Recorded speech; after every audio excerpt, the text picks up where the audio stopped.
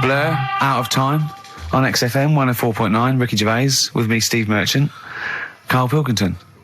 Steve's a bit quiet, he's got a bit of a sore throat. Oh, a bit of a sore throat. Murder. All week. It's been murder, Rick. We couldn't work all this week I've been because off, sick. Steve's been in Bristol. Karl, you're not impressed? It's just, I don't understand why having a sore throat sort of... Oh, he's done you. Right, what if the sore throat was so painful it was like you've got broken glass and razor blades in your throat? You can hear now that I'm not even speaking from down in the throat, I'm speaking from the very top of it like that, so it sounds a bit weird. But you're right. What? Your hands are all right, aren't they? Yeah, but we talk when we're writing, don't we? I can barely talk. It was agony. I couldn't sleep because it was so painful. Even when I was just lying there, motionless, it was hurting. I just was surprised because we got back off holiday and called Ricky and said, all right, is Steve all right? And he said, he's had to go back home or something, and he's stayed there because he's got a sore throat. Yeah. I didn't understand why you can't, just go home. I mean, how old are you? What? I don't understand why you've got to be at your mum and dad's when you're feeling a bit ill. I happened to be at my mum and dad's, now I'm talking like you, when this sore throat really kicked in. So I thought I may as well stay and get a bit of the creature comforts of home. Do you know what I pictured though when he told me? See, my parents aren't like yours, Karl. Your father would have popped down to the phone box and maybe looked to see if there were any kind of throat lozenges. Strepsils. Yeah. Whereas my mum phones at the doctor first thing she can. I'm straight down there with my dad. They're snapping into action. They're trying to sort me out. It's a bit like that Ronnie Corbett thing, isn't it? Sorry. That sorry thing. You're right, Karl. Yes, you're absolutely right. He's just like that. Oh, No, dear. it's just because You just went on holiday with your parents. Well, not with mine. No, with right. Suzanne's, and it won't be happening again. So Well, we'll have more about that a little bit later.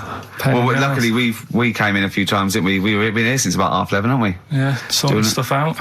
Doing a show. What, have you been squeezing his head, or...? No, that's strictly between the hours of 1 and 3. We established that. Okay. And I've kept the rules, haven't I? I did practice the grip in the week, didn't I? Yeah, just to see what method he was going to use today. Yeah. I came in, I did my back on Tuesday. I was sparring and I pulled my back and I was in agony, and I had to get an emergency chiropractor out and sort it out. And I was on painkillers and I couldn't walk the next day, but I still came in and did a voiceover that was booked at 4:30, didn't I? I got Johnny to walk me in because I couldn't sit down, so I couldn't take a cab, but I could be upright, and I had to got him to walk me in because I was scared someone was going to bump into me. And I did the voiceover. That's still the case, isn't it? Yeah, but... Right, I got back off holiday on the Tuesday, right?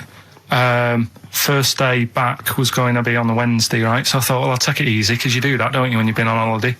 The first day, you just want to sort of... I don't, I'm straight back into it. Well, yeah, but it's nice to, do you know what I mean? Yeah. Just sort of look at your emails, go through all them, work out what people need and stuff. Sure. Doss around, yeah, sure. So I thought, I'll take it easy. As soon as I got in, I was told that Ricky had been booked in to do a voiceover.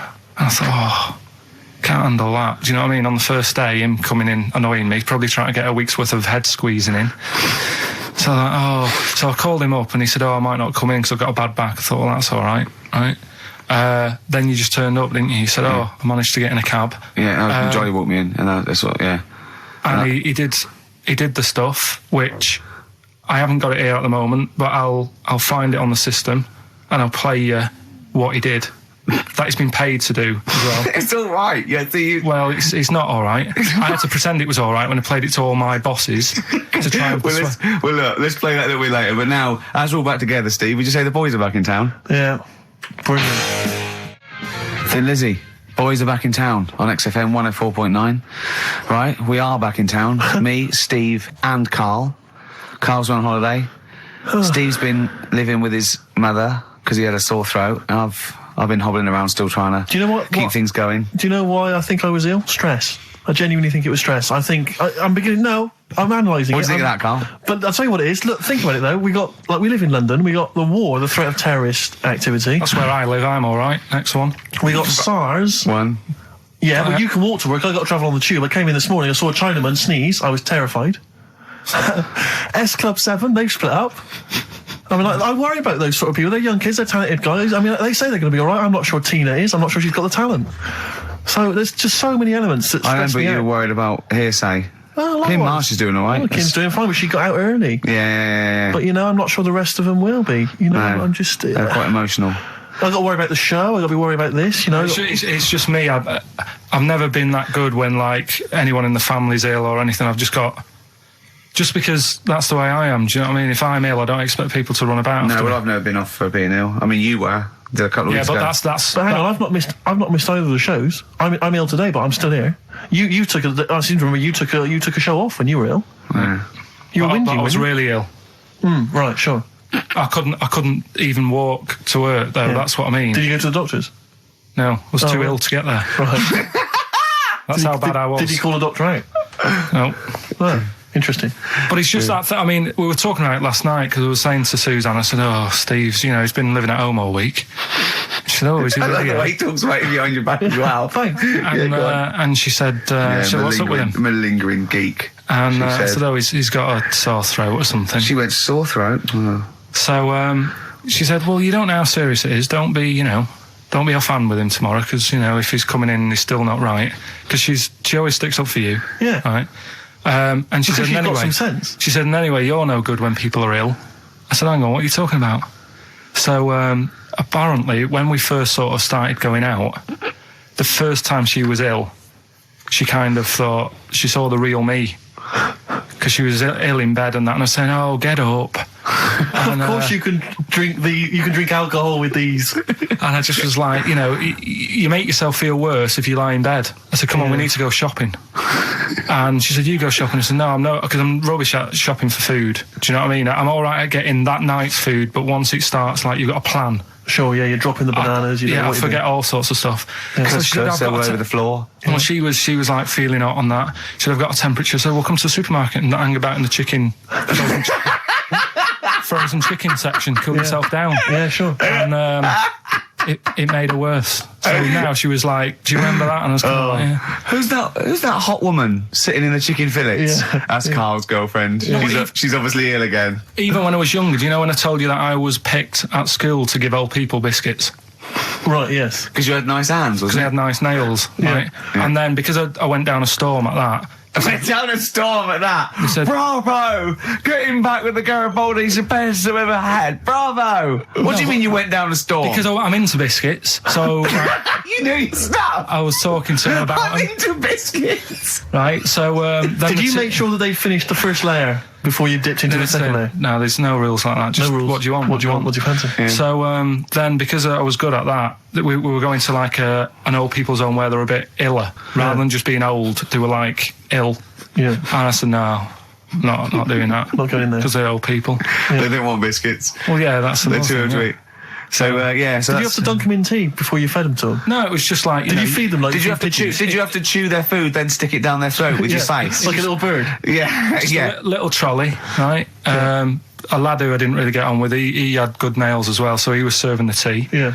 And I just had a chat and said, "Oh, do you want a biscuit with that? Yeah. What about this one? Do you like bourbons?" Yeah. Oh, you really did the whole. So, yeah. oh right, so you weren't just, it wasn't like their choice, you offered a selection. Well, I sort of sold them because the thing is, there's only so many, so you've got to handle the situation well. Sure. You don't want too many in one type, so it's No. like, well, you've had a bourbon. Yeah. What a great life they lead. They probably only pay about 900 quid a week to stay in that particular home. Yeah. And they get a free bourbon by a kid with clean nails. Brilliant. Whoop-de-hoo. So anyway, I found these things. Do you want to hear them? yeah. So what's this, explain this again. Right, so I got back off holiday. The first job I found out I've got to do is work with Ricky for a voiceover. I do a regular thing. I do X-Ray magazine, but I'm allowed to make the script up. And they said I could, so I did. Right, so imagine this. Well, I know you, Rick, and I know you like to put a lot of work into these things. Yeah. You want to do a good job. So he rolls up, he says, "Let's do it then." He said, "What's in the magazine?" I said, "Well, here's a selection of stuff. This is what you've got to sell." He said, "Leave it with me."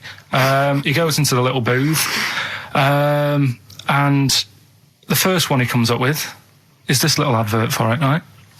X-Ray magazine. It's out now. It's £3.50 May edition. Music of Tomorrow. Dandy Warhol's picture, and there's a free CD with all the Placebo and the Donners and Smog and Nightmares on Wax and Alpine All Stars. Only £3.50. It's out now. Buy it, innit? Have you got a sore throat there?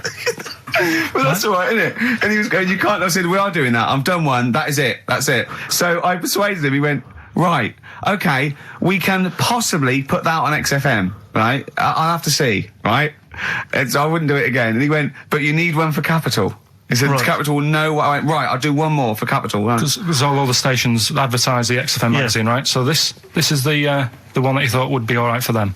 Ooh, hello, you loonies in Radioland. Dr. Frog here to tell you about the new edition of X-Ray magazine. It's out now and it's only £3.50. You've not heard of it? It's a great music magazine. And you get a free CD featuring bands like Placebo. They wear makeup, but leave them alone. Gold Chains, Smog, OK Go, The Donners, and all great bands that you'll love to... Froggy here. Hello. Bye. Ribbit, ribbit, Froggy says bye it. Oh, well. So then, he says, that's it. You had your money's Is worth. Dr. Frog still on there? He's still on Classic. I said, that isn't going to go out. They're not going to be happy with that. He said, you've had your money's worth. I'm going. Yeah. So I'm left with that. I then have to get the bosses in. And because I've let him go, in a way, it's my responsibility. Yeah. So I've obviously thought I've got what I need. I had to play them to the MD. What did he say? And justify... Well, I was sort of thinking if I laugh, he might go, well, I don't get it, but he finds it funny. Oh, brilliant. Well done. So I was laughing, he was sort of thinking, Excellent. is that it? Brilliant. When do they go out then? I think one of them's going out at the moment. Excellent. I think the first one's going out. Brilliant. Well, let's play a great track then. Is it Dr. Frog? I'd like to see Dr. Frog feature maybe on our show more often. Okay. Oh, I've got some new comedy characters. I can't believe that. You know, I love the work of comedy greats like Chris Moyles and Noel Edmonds. I've got some really funny comic characters that'll be popping in and out of the studio. Save them. Okay. I'm excited. Badly Drawn Boy. All possibilities on XFM 104.9. I'm Ricky Gervais, with me, Steve Merchant and Karl Pilkington, and a few new characters. Oh, Steve. I can't believe As you that. said, I know you love Moyles and his sort of wacky stuff, and Chris Moyles, Edmonds, one of the greats, one of the and greats. Edmonds, just all Oh, no, Edmonds. well, I'm going to go along the same sort of vein. I've got a couple of. Can I do a little? Can I show you one? I'm excited. Okay. Well, it always starts with a sort of doorbell. So it goes, ding dong. I go, oh no, hold on, Steve, hold on, Karl. Who's that at the door? Yeah. Hello. Oh, hello. Oh, look, it's Camp David, the right queer gay. Oh, hello. Hello, you look all gay today. Is that because it's nice weather? Oh, no, that's not what it means. Oh, have you got a girlfriend, Camp David, the right queer gay? No, but I've got a boyfriend. Oh, bye. Right. Oh. Ding dong. Oh, it's another one. Hang on. Another comment. Hello. Oh, look. It's Holy Fuck, the little funny Chinese fella. Wait, that's his name, That's Karl. his name, Karl. Karl. Hello, Holy Fuck. Harold. Right? Yeah, that's fine. Mr. Fuck, you can call me Holy Right. if you want. No, I'd prefer to call you Fuck. Yeah. Right? You're right. Nothing You're right. wrong with this so far. No. Have you got a girlfriend, Mr. Fuck? Achoo. Oh, you haven't got that SARS, have you? Yeah. Top No, that's my Right. girlfriend's name. See? Oh, Yeah. that's clever. Oh, just before you go, Mr. Fuck, I've got two things here. I've got a nice Trilby hat that you could wear, Yeah. or I've got a little lampshade. Right. Right? Which one do you want to put on your head and Yes. walk around? I presume the Trilby. No, but it's not. No. Yeah. The lampshade. Lampshade, of course. Bye. See ya. See you later. Yeah. I thought they were genius. Can I be honest? I'll be honest. I thought they were brilliant. I thought they were.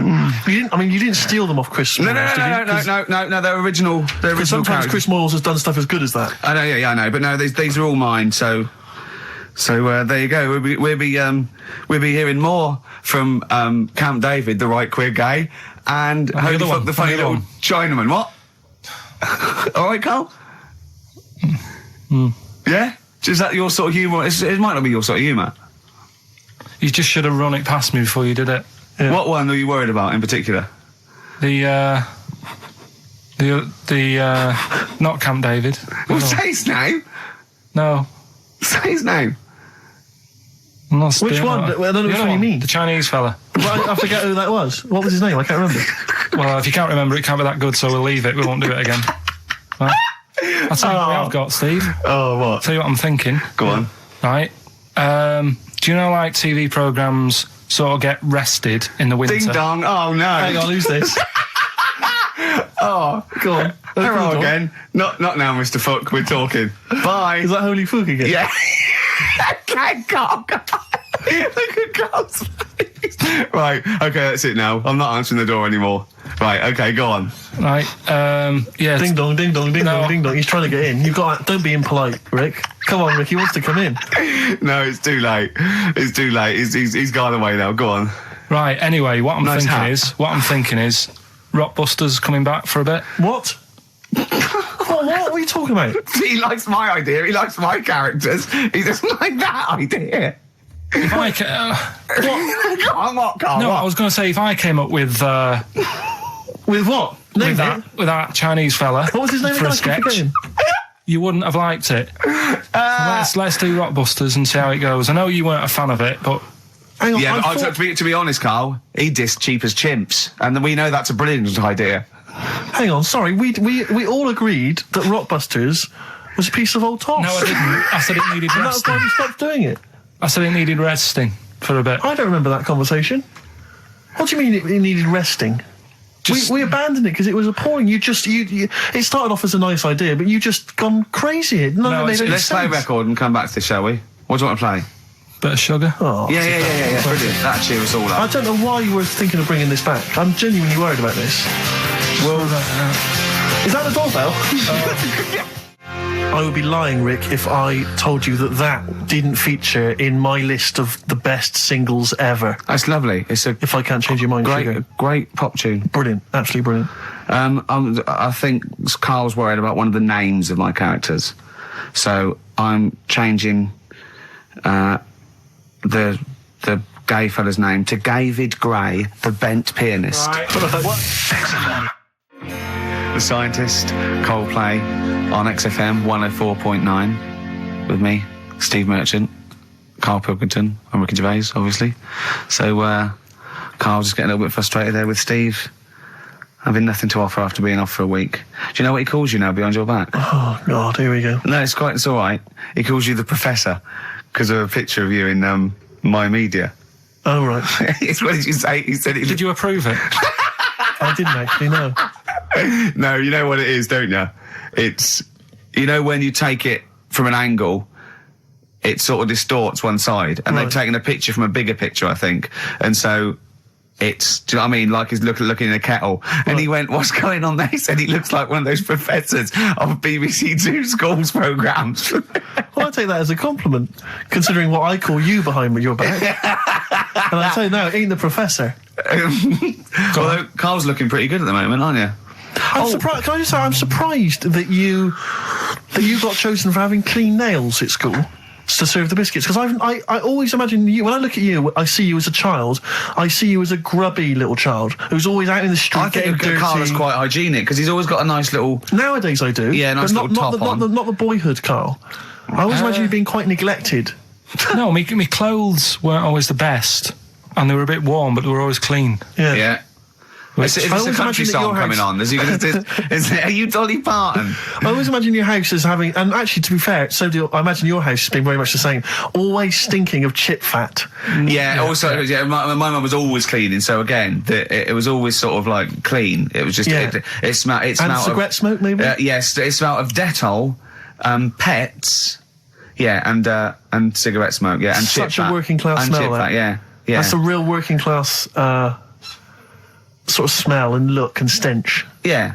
Are you talking about me now? Yeah. I mean, the interesting thing is that Carl's cleaned up his house. I clean. I have 2 baths. No, I know you're obsessed. It's I really love- freakish. I love It's just being really bad clean. of me. I was in Waitrose earlier buying a sandwich. I got a bit of money now, Carl. I like to splash out on a sandwich. I like £2.50. You ever seen any of it? Benji's shut.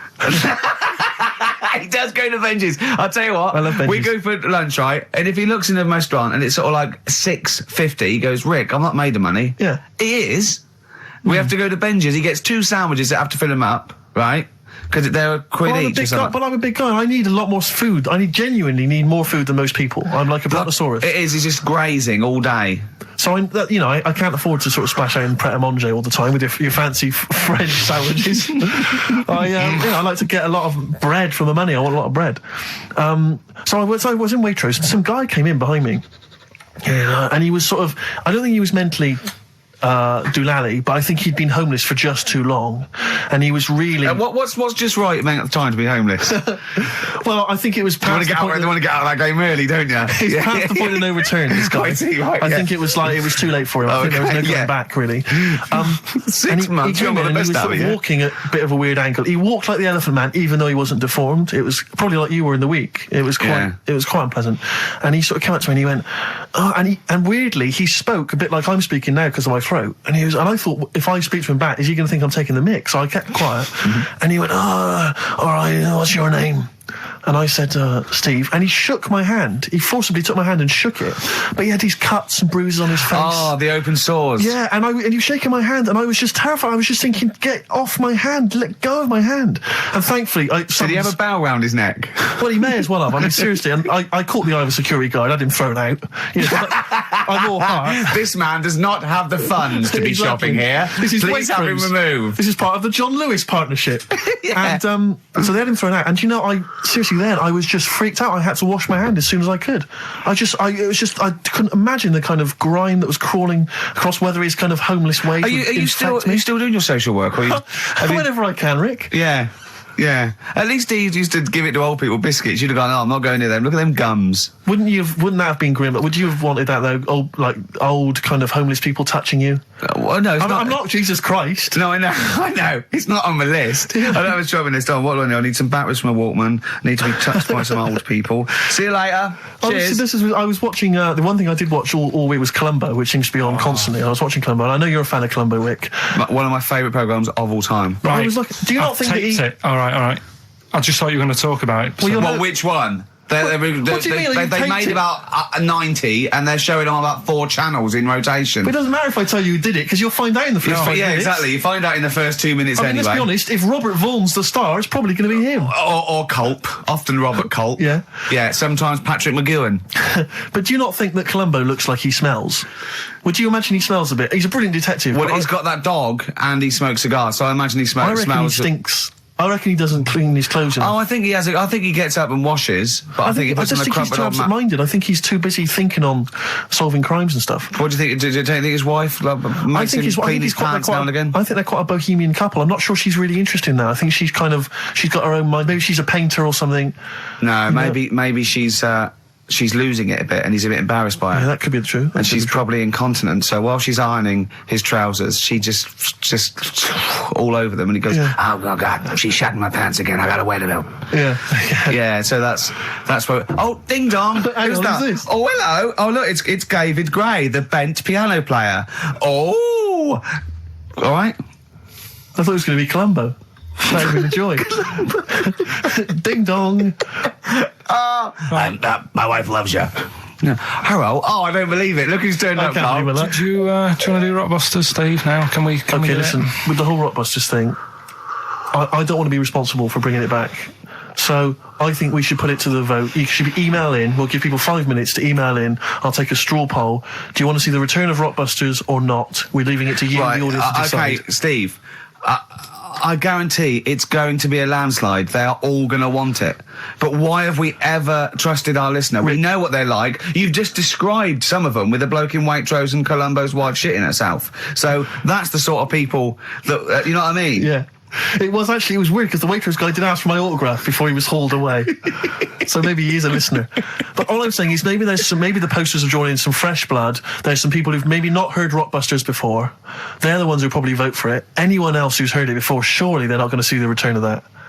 No one wants to see the return of that. What's the number? No, let's email only. We don't want to speak to these freaks. Ricky.Gervais at XFM. I know the fact we don't want to speak to these freaks. We work with one of them. Yeah. God.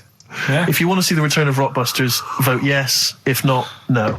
Tone it down a bit. Let's not do 3. No, it's got to be 3, otherwise it's too easy. Oh. Ricky.Gervais at xfm.co.uk. Right. Just choose the best one. Right. The Seeker from The Who. Brilliant. Classic rock. On XFM 104.9, I'm Ricky Gervais, with me Steve Merchant, Karl Pilkington. All right, well, unsurprisingly, the overwhelming consensus is that people would like to hear the return of Rockbusters. I should, however, point out just some of the no responses. Let me see what we've got here. Is Dickie Anderson called in yet? Sadly, nothing from Dickers. I think I might make him one of my hilarious sort of comedy characters. What do you think he would sound like? What would he sound like? I sort of probably like that, I think. Ding dong. Hello. Hey, it's Dickie Anderson. I can't believe it. Your show's rubbish. Something like that? I mean, I think you should work on them perhaps before You're saying there's not a lot of substance to these I'm guys? just saying that, once the novelty of the doorbell has worn off. I don't think you understand comedy on radio, I'm Steve. not sure I do, To but, be honest. Listen to Noel Evans, listen to Moyles. You'll see you don't need to riff with it. It's just, you just do the doorbell and just say they're here. Right. That's all you need to do. Sure. So, that's the main thing. Well, so we've had a couple I'm of thinking of some responses. more characters as well. We'll keep working on those. Yeah. Marcus has emailed. He says no to Rockbusters. He hasn't heard it, but it sounds rubbish. Believe me, you couldn't be more right. Well, does The Office sound good as a title? All right. This is someone else. Don't bring back Rockbusters. Please, can we have more Holy Fook? You're not pronouncing it right, Steve. I know. I was just a bit edgy there. Holy fuck, the little Chinese fella. Holy fuck, the little funny Chinese fella. No, okay, all right. Well, otherwise, Carl, other than those few negative ones, most people want to see the return of Rockbusters. So, do I Go on in. tell people what the prizes Let's are? go. Let's do it. Yeah. Are these the prizes? Yeah, they're the prizes. All right, let me have a look. We've got the new album from Goldfrapp. What's this one here? Oh, I've no idea. The Yardbirds. A new album from the Yardbirds. On VHS, Coogan's Run, the show where different characters make an appearance each week, including, I think, Pauline and Paul Calf. Good stuff. Who the hell wants this? Meglos, a Tom Baker Doctor Who edition. And the only decent thing really in the collection, other than Coogan's Run, is the X List, the double CD featuring lots of current indie favourites. So not bad little selection there, Carl. Yeah, well, if you are new, you haven't heard it before, I sort of give a cryptic clue and then some initials. I'd say it isn't cryptic. It's like, what am I thinking that might or might not be the initials that I'm going to say. That's how you got to think, really. Yeah. But go on. Do you want to remind them of any that spring to mind? Just as a Exploding Pet was Atomic Kitten, doesn't really work. What else? I fell down in a puddle in Texas. I got my legs wet. Knelt down in the puddle, got my legs wet. Wet Knee Houston doesn't work either. Whitney Houston. Jamaican swinging a fish round. D-trout spinners doesn't work in the slightest. Doesn't work in the slightest. That's how they work. So there's three of them. You email in. So here we go then. Number one, the gingerbread man has only got one leg. Right? The gingerbread man has only got one leg. Got the it. Initials there, LB. LB, right? Okay. Second one, these people from the East Midlands swear a lot. All right? These people from the East Midlands swear a lot.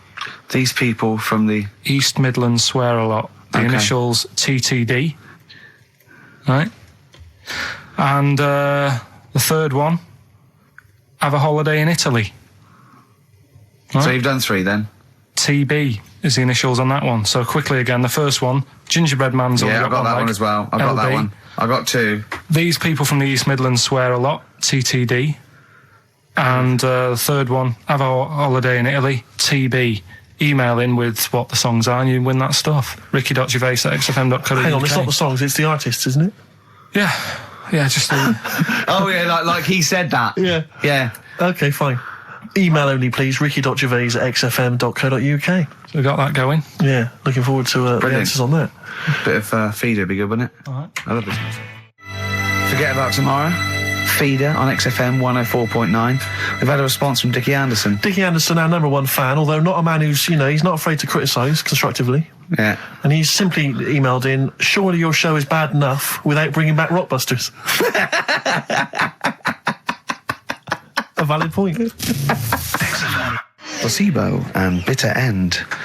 I don't want to contradict you, lads, but it's not. We've got a full hour to go on the Ricky Gervais Show on XFM 104.9. I am Ricky Gervais, the aforementioned Ricky Gervais, with me, Steve Merchant and Karl Pilkington. Rockbusters. Oh, ding dong. Oh, who's that? Oh, it's a posh bloke who doesn't care about poor people. Hello, posh bloke, what are you doing? I'm in my Rolls Royce and I don't like the homeless. Oh, posh bloke, don't be a... You want to do the satire? That is satire. Yeah. There's nothing like It's it. political as well. I'm getting Oh, well, in there's so political many. Don't things. even begin to show off. I mean, I was the showing subtext. that some foreigners are funny. I got in the fact that, like, if you notice that Chinese people wear different hats to us. Yes. So that's political in a sense. Yeah. The So, weird thing is, Steve, right, that is like what I imagine Ricky's house being like when people are ringing the bell. Because they're all so different. It's got a little... he's obsessed with all my friends being slightly different to each other. I've never understood it. He goes, there's no thread. There's no thread to them. All my mates have got a thread running through them. I was in literally after they walk out of the home. Yeah. But what do you mean my friends all different? Well, that could be... It wouldn't surprise me if I was round there and the bell went, and I said, do you want me to get it? And he said, yeah, and I opened it, and it's, what, holy fuck? yeah, he's at the door, right? And then I'd say he's busy, close the door, bell would go again, then you got the little gay fella. David Gray. Yeah. And then, do you know what I mean? Yeah. Not really, no. He's met some of my friends and he looks at them in a weird way. I mean, some of them are weird, but he's just... Oh, the other night, right, he's got a thing about Robin, my mate Robin, right, who's a lovely bloke, right? He's going, I can't be handling him, he talks too much, Robin sort of goes, and he talks really fast, and he's sort of riffing all the time and that, and because it does me head in. Why is he talking like that? And I said, Karl going out for a drink. He went, Robin's not going to be there, is he? I went, no. And I was there with Johnny, and I'd set him up. I knew Robin was going to be there. Robin comes in, sits down and goes, hi. I go, all right. Karl goes, oh, I'm going. And Robin sort of looks at him. I went, oh, don't be stupid. He went, no. And this is in front of Robin, who's confused. Karl goes, points at him, he goes, I said, was he going to be here? I don't like him. And Robin just... it was unbelievable. It was unbelievable. Appalling. It was unbelievable, Steve. And Robin sort of looked like really genuinely sort of upset. He goes, well, shall I go? I went, no, don't. And Johnny went, oh, Karl, he's a lovely bloke, right? And Karl went, well, no, I'm less annoyed at Robin now, who's done nothing No, of course. than you. And I went, look, just have a chat. He goes, no, it's not worth it. And everyone was going, right. I go, Robin, stay. He went, no. And I made him stay. And in the end, they were getting on, weren't you? Well, yeah, in the end... I can't believe, what were you thinking, Karl? What kind of a despicable man are you? That's why am I of the all bad the one? things you've done, Hang on that is terrible. Why am I the bad one when it's Ricky's fault that we were both there anyway? We all understand. But it's the a public rule place. Is you don't say to someone in front of them, I don't like this person, I'm shooting off. I don't think I said it like that. You did. You I said, wouldn't be you surprised, said exactly Karl. like that. Yeah, and he was like genuinely confused, and he was sort of like sitting there thinking, "Oh, do I have to take this? What have I done?" And he was upset anyway. He just done a show that didn't. You know. are one of those typical Mancs who are arrogant and they swagger around the place like, I don't need anyone. And I'll tell you this, if you ever lose Suzanne, you are going to be one lonely man, I'll tell you, because you make no effort to maintain your friendships. You say these sort of things that he's saying to you about Liverpudlians, and I'll tell you what, I've never met a Liverpudlian as rude as you. You're like the Oasis brothers, Larry, loud, rude. No, but I said no. Robin's all right. I had a chat with him. He was a bit quieter the other night. He was fed up. I said if he's fed up all the time, I'd be happy. I said He's fed up because you've just insulted him. And he said he was all right. He didn't talk much. I said when he was upset because he'd been in the show and he said, well, tell me next time when his family dies, we'll have another drink. I don't know what you're like, Karl. I don't know what you're like, mate. You are I just think you're. The more I get to know you, You're the more not a I good hate mate you. with him. You would like taking the fun out of his little thumbs that he's got. Yeah, but that's my squeezing his head to you, isn't it? I've got different mates with different parts of the body. Yeah. I like to squeeze your head. I like to look at his thumbs and that. It's weird, because right, I was thinking of doing a bit of educating Ricky. Yeah. Right, I'm always looking for stuff, learning stuff as well as doing the other job and that. Yeah. And when we went out with Robin, and what does this mean to anyone? Yeah. I'm just having a conversation about people they don't know. Go on. well, it's enough, innit? His name's Robin. He's got really small thumbs. Right. He looks a bit like Millhouse, doesn't he? That sums it up. He's like Elephant Man. You know what you get in there, right? Robin, he's got little thumbs, right? So I came I in. wonder if he's listening. I wanted to do some research, and I thought, I wonder if there's anything on small thumbs, right? I found something. Do you know the saying, rule of thumb? Oh, is it an inch? Well, do you know what the saying means? Is it hitting your wife with a stick? Yeah, Okay, apparently. come on, explain. Well, rule of thumb, you know what that saying means if someone says... Kind of, yeah. Well, it just means... A rule of thumb, it's a usually, general rule. Yeah, exactly, yeah. Right? Well, where it actually came from is years ago, husbands weren't allowed to sort of clout the wife with anything.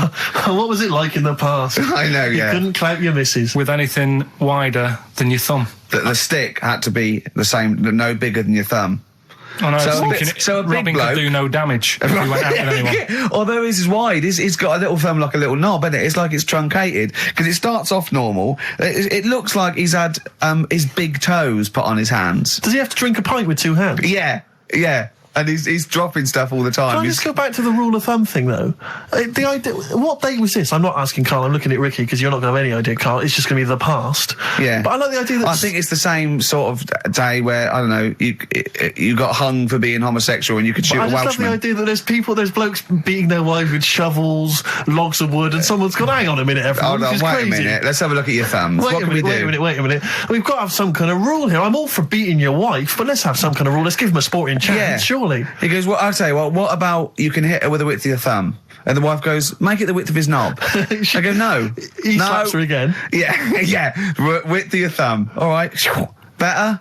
Yeah. It's like it's like I always remember seeing in the swimming baths, there used to be those signs that would say, no running, no jumping. Yeah. That makes sense, no bombing, fair enough. No petting. No petting. It's like you're not allowed to kiss in Yeah. the swimming Yeah, baths. well- And I love the idea that it's probably some kind of lifeguard who sort of maybe saw his ex-girlfriend getting off with some bloke in the water and thought, Yeah. right, Right. there's no petting anymore in here. What do you mean? No petting, you're not allowed to kiss her or no one. You're not doing this just because No, you used to go... nothing, there's not a problem. Okay. Not a problem. Just leave and don't kiss. You want to swim, but don't kiss. There's no petting. Did you just write that on in Yeah. yourself in biro? Yeah. No. What's this no fiddling downstairs in or out the swimming pool? No. No fiddling with her downstairs? No. Right. It does annoy me though. I was saying to Ricky the other night when we were walking somewhere, No people taking who, her for a drink afterwards. You can't enforce that. people who kiss and that in the street, that Oh annoys me. yeah, people showing their affection for one another. No, they can hold their hand and that, Yeah. Sure. but it was just... Yeah, that's I annoying. agree. I agree, yeah. I see two people eating each other, like, in a restaurant or something. Two people eating each other. You know, snogging Oh, in right, public, okay. yeah. So that's that. Answers for Rockbusters we're doing now. Yeah, well, come on then. Well, Well, no, we've- I think let's play a record. Let's come back with that. apparently we got what about a bit of Cure? Do you want a bit of cow? Yeah. So we're going to go wrong. We're going to go wrong. Ding dong. Oh, here you go. Oh, it's a fat fellow with lipstick. Hello. A Forest, The Cure, XFM 104.9. Good track, isn't it? Oh, yeah. Going all the way back. All the way back there. Wow, Rockbusters, the results. You've had a few proper answers, I hear. So, either I'm wrong or people do think like you. I've got two of them. What are the clues again? Right. First one was the gingerbread man has only got one leg. I got that. That was LB. Limp Bizkit. Right. Yeah, the that third works. one. The third one that I think you worked out. Yeah. Have a holiday in Italy. Cheering Breaks. TB, chewing breaks. Yeah, this is the one I can't get. If there's a reason why I can't get this, we're not doing Rockbusters Can I again. give the answer to this one? Yeah. What's the clue? The clue? These people from the East Midlands swear a lot. Yeah. TTB. TTB. The answer. TDD. Yeah, go on. Give the clue again. These people from the East Midlands swear a lot. Tourette's Trent D'Arby. Right, you're never doing Rockbusters again. Tourette's Trent D'Arby. Right, you're not doing it. You've blown it. You see, you sneak that one in. Yeah, but I always like to sort of give two that, are fairly easy, and then you sort of work out the men from the boys then, don't you? Yeah. Well, I mean, if I'd have done a character called Tourette's Boy, friend of the little Chinaman, and it went, ding dong, oh look, it's Tourette's Boy, friend of holy fuck, holy fuck, you'd have been annoyed. Do you know what I mean? Oh, who's your mate, Tourette's Boy? Holy fuck. You'd have been annoyed, wouldn't you? Is that a character from Lenny Henry's show? I was watching it last night, I can't remember. I can't remember whether it's Chris Moores or Lenny Henry. Yeah, one of them. Anyway, the winner, lucky old Richard Perks from Birmingham. He's listening presumably on Sky, and so nice to have him listening. And that's Richard Perks. He's got those answers, all of them right. In fact, most people seem to get Terence Trent D'Arby or Tourette's Trent D'Arby. Well, I think that's offensive. If you want to complain, what's the number? What do they write to complain about that? Using The that same as an- person you told people to write to and tell them I was a knobhead and shouldn't be on the radio. last week when I was away. Did anyone do it? I think a few went through. Did you listen to the show? I listened back to the recording of it. Did you get any emails before you listened to the show? Yeah, when I got in. Did it upset you? What sort of things was it? Just stuff. I can't remember. Just it was weird because there was like a few of them in a row, and I just thought, what's happened here? Yeah. And because we said that, because you weren't here. So what did you say? I just said phone in. We had a couple of genuine emails that liked the show, didn't they? Yeah. And I said phone in and leave messages or email Andrew Phillips and Karl Pilkington and just say the show was great. The show was brilliant without him. But they went a bit too far, did they? What did they say then? Oh, I can't remember. I mean, it doesn't bother me because I'm not bothered what people say, am I? No. Do you know what I mean? No, you don't care what you say to people either. Poor little Robin, he looked crushed. Whatever. Whatever. Well, it doesn't matter because he's doing well at what he does. He couldn't even hitchhike home because they wouldn't stop because his thumbs didn't show up. He couldn't. He was waiting there for ages by the side of the road. Do you know the difficulty he has buying gloves? It's murder for him. He wears little oven gloves. Yeah. From like Wendy houses. He has to wear Barbie oven gloves. Yeah. Oh. Right, so so the winner there, Richard Perks in Birmingham, if you could just email him with your address. There was another winner, wasn't there? What was his name? Actually, there was one person who got all the right answers, and there was almost a winner, but his name was Peter Kay. And I like Peter Kay just coming second, so we gave it to Richard Perks. Yeah. Peter Kay. Let's play a record. Radiohead. There. XFM 104.9. Ricky Gervais, Steve Mitch and Karl Pilkington. Right, Rockbusters. Well, you shot yourself in the foot with that. So, Tourette's Trent D'Arby. Amazing. I mean, what did you think of first? His name and what words you could put in there? I normally sort of just go through a Guinness Book of Hit singles and go, right, who can I do? All right. You're giving away a lot of. I mean, that you're an enigma, Karl. I wouldn't give away your workings. I mean, because then everyone will be able to do it. And what you've got now is a gift that people can't really tap into. Do you know what I mean? See, that's what Lenny Henry and Chris Miles' mistake. See, I've sort of worked out how they do their comedy, and I'm doing it now. Sure. Do you see what I mean? Now that I'm doing it. I think the only way that people would start to be able to replicate a lot of what Karl does is if maybe they had a severe blow to the head, or they were diving and they came up to the surface too quickly. Ding dong! Oh, I'd like a severe blow. Oh, get lost, David. Oh, let's have some adverts, quick. Steely Dan, reeling in the gears. Sorry about that. Look, he's going to put on his little duffel coat. Yeah. Well, not very well. You look like someone that walks around Forbidden Planet. Don't say that, that's the ultimate insult. You can say I look like something that you'd buy in Forbidden Planet, but not someone that goes shopping in there.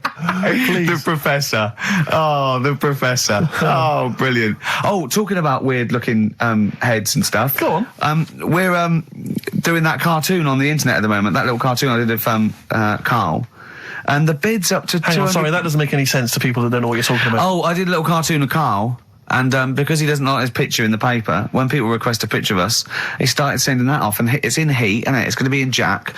And they put it on the internet, and they're bidding for it, aren't they? Yeah, it's at £200. That's ridiculous, isn't crazy. it? That's so crazy. What I thought was, we've got to frame it, Karl. We've got to put the copy of Heaton or something. You'll have to the winning show, the show that they win on. You'll have to do a copy of that. So you know what I mean? They get something for their money. I think I'm mildly embarrassed. So it's for good cause and everything. But didn't someone say 250 if they can come in and watch the show? Yeah. We can't do that. We don't allow people. But what I thought was, what about the winner gets to come in and squeeze your head? So they get in for just 2 minutes. We present them with it. Yeah. No. What do you mean no? I'm not having strangers charity. coming in squeezing my head. What? You think it's for charity? It's for charity, Karl. Come on, mate. What are you I like? don't care. I'm not doing that. They're I not think gonna- even an ill person would say, no, it's all right, I'm not that ill. What do you mean? You don't have to have your head squoze for us. Squoze. Squoze. You don't have to have your head squoze. All right, let's move on. Karl, So how would do you they want bid to- then? How will they just know go they've to won? xfm.co.uk/Ricky. You can see the picture on there. If you're interested, if you think it's worth more than 200 and you've got some money, then you send an email in saying I'll give you, 220 quid or something. But are you not going to let them squeeze your head? So No. we get someone here, the art department here. We'll frame it up. I'll put a little note of like authenticity. Yeah, Brilliant. A picture of us. Can I have a real picture of you? A little Imagine behind the David scenes. Dickinson examining that in a couple of years' time.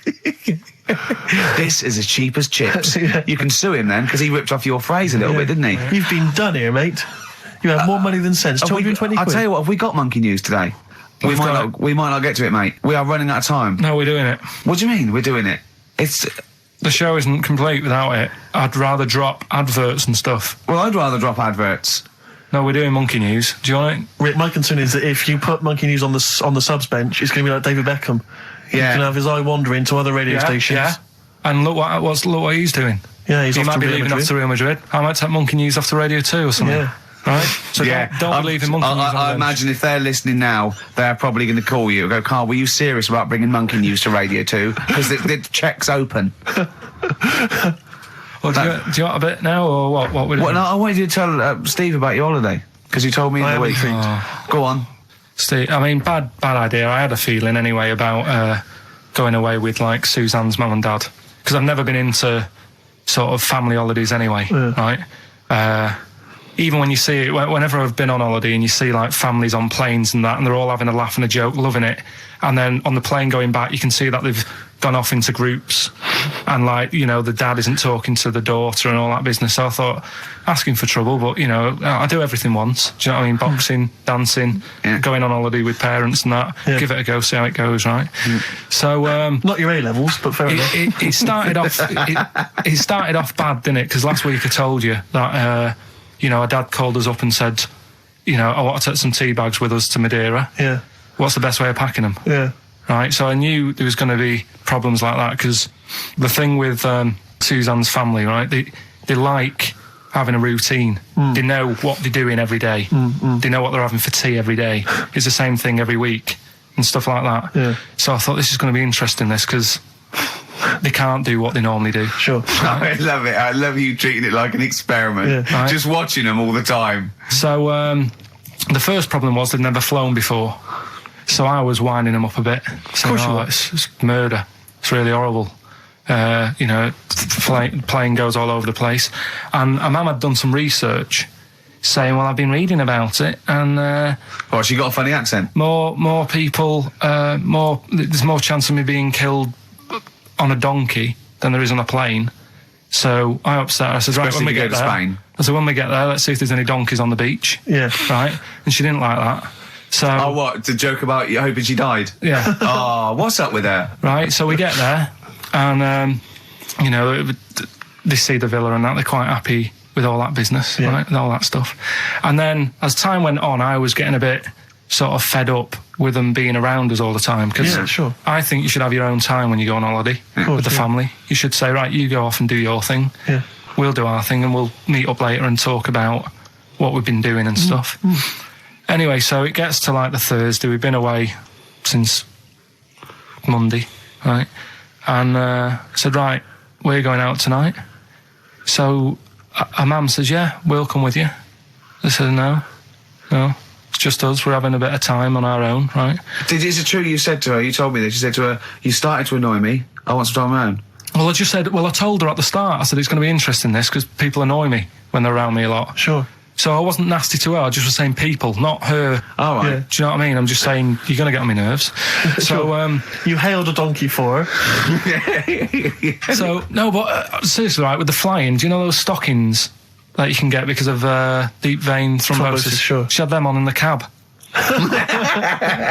Brilliant. And it's only a 2-hour flight as well, so that was annoying me. Right, so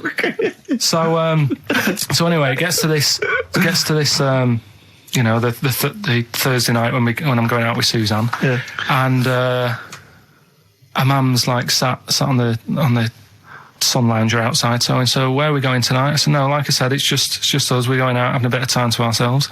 So I could see as the day was getting on, she was realising that she's got a night in with, like, her husband, right? Her face started to, like, look miserable. Sure. I thought, I'm loving this. Right? So I said, right, I'm going in to go and have a shower, go and get ready for the tonight. It's going to be great. And winding them up, wind them up because they can't come, because he said they can't. Right, so I go upstairs, have a shower and that. I come down, and a mum's smiling. Oh, hang on. So I'm thinking, hang on a minute, what's gone on here? So I went to Suzanne. I said, "Why is your mum smiling? She's not coming." She said, "No, but my dad said he'll take her out now." So in a way, she was happy because she got her own way, which had annoyed me. That annoyed you, sure, because you wanted to... What, you don't even want her husband taking her out? Well, it's just the fact she didn't want to go out. She was happy to stay in and have sausage, egg and chips that they'd found from some shop that sold English food. Right. So that's almost like what they do if they're at home. Sausage, egg and chips. So she was happy with that if we were staying in and having that. But because we were going out, she was fed up. Right. So she's smiling. So she's going, "Yeah, I'm going out now." So I said, "Well, enjoy yourself." She said, "Where are you going?" I said, "Well, it doesn't matter, does it? You don't need to know." Sure, She's not going to where we're going. "Oh, you just don't want us to be in the same restaurant." So yeah, that's right. I said I want a night out on my own with Suzanne. It's our holiday as well. I don't know how you can talk to me like Amazing. this. This is not even his own parents. This is someone else's parents. These are the parents of the woman he loves. But even Suzanne sort of agreed with me. There's only so much time you can spend with your parents. That's why you leave. That's why when you're ill, you don't go home to them. Yeah? Sure. Yeah. Of course, the slight difference between me and you, Karl, is that not everyone in the world annoys me. Well, not everyone does. Just... I can see what I felt a bit guilty that week when he said I was annoying him, but I realise it's not my fault now. No, everyone annoys him. Yeah. So, yeah, it was an all right holiday. It was good to get back. Brilliant. Won't be doing it again. No. And what now would you say is your relationship with Suzanne's parents? Is it a frosty one? No, I just think they know that I don't like to put up with them for a long time. Yeah. I mean, when we were packing, a man was upset because, like, she really liked the place where we were staying, right? Because it was quite a big villa, because there was a few of us. There was a brother as well with us, right? Yeah. So, our mum said, "Oh, I love it here." She said, "I'm definitely going to book this place again." I said, "It's a bit big for two of you, isn't it?" Just being sarky, like, we're definitely... I said, because, I won't be coming again. You're like... I don't know what you're like, Karl. You're a monster. You're an absolute You're one of those people that monster. goes, "I say as speakers are fine, I say as out and gibbered what the wibble, and never the way will slep." You're like a middle-aged man. You're like an old man. You're like an old man and you're what, 30? I'm just imagining you scraping along in clogs and a flat cap going, "Oh, that tree's got to come down." Yeah. Puncturing a kid's ball if he kicks it into your garden by mistake. Yeah. Refusing to give it back. Yeah, gather round. Yeah, there were once Chinese kid as hairy as that cow, which is weird because there's not many Chinese people that hairy, but this one, I tell you, it were back in 1990. Grandad, are you eating a Twix? Well, that's you too, with or without you, but we've got to cut it a little bit short because we're actually running out of time. It's so jam-packed, this show. We've got monkey news on the bench. Carl just remembered, we've got Cheeky Freak of the Week to fit in. I don't know what to do. What's your Cheeky Freak of the Week, quickly? Just throw that away. Right, well, it's just like, we look at cheeky freaks. Is this show offensive in any way to some people, do you think? Ding dong. Got any buns? Oh, it's the Elephant Man. Go on. Right, well, it's a bit of a problem for you, this one, Steve, right? I'm chucking it forward to you. Remember the Cheeky Freak of the Week that we were talking about? That illness where people age quicker? The 5-year-old girl that was older than her mum, and he said to you, "What, if you ran off like you wouldn't serve her fags and beer?" And you went, "No." He went, "Why not?" And you went, "Because it's a 5-year-old. Yeah. Right? He went, "Oh, she's got enough problems. Give her some fags." You remember that, don't you? Sure. Yeah, right. So, another dilemma for you, right? Picture this. You're running a restaurant, right? Door goes, right? Few people. Most of them look normal. You notice the woman at the back, crawling on all fours. Top half is woman, right? This is real. Yes. This isn't like a comic or anything. This is on, Yeah, on the internet. I've seen it. They're called dog people, and her legs just come straight down. They're like little twin legs at the back, and so they walk on all fours because it's easier. Dog people, right? Yeah, not dog people. They're human beings with deformed back legs, so they walk. It's easier for them to get around like that because they can't stand up because they can't stabilise, and also it comes straight out of their hips. Right. So you're running a restaurant. It's a busy night. You haven't really got time for any hassle. She comes in. Would you serve her? The premise being what? That he doesn't serve dogs? Because the restaurants don't allow animals in. Right. So it's a dilemma. It's not a dilemma. Right. She's not a dog. She's a human being. Yeah, with I put a plate of meatballs on the floor, and she tucks in.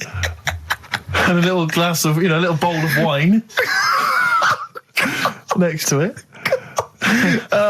He turns round, there's the woman older than... Get away from that plant!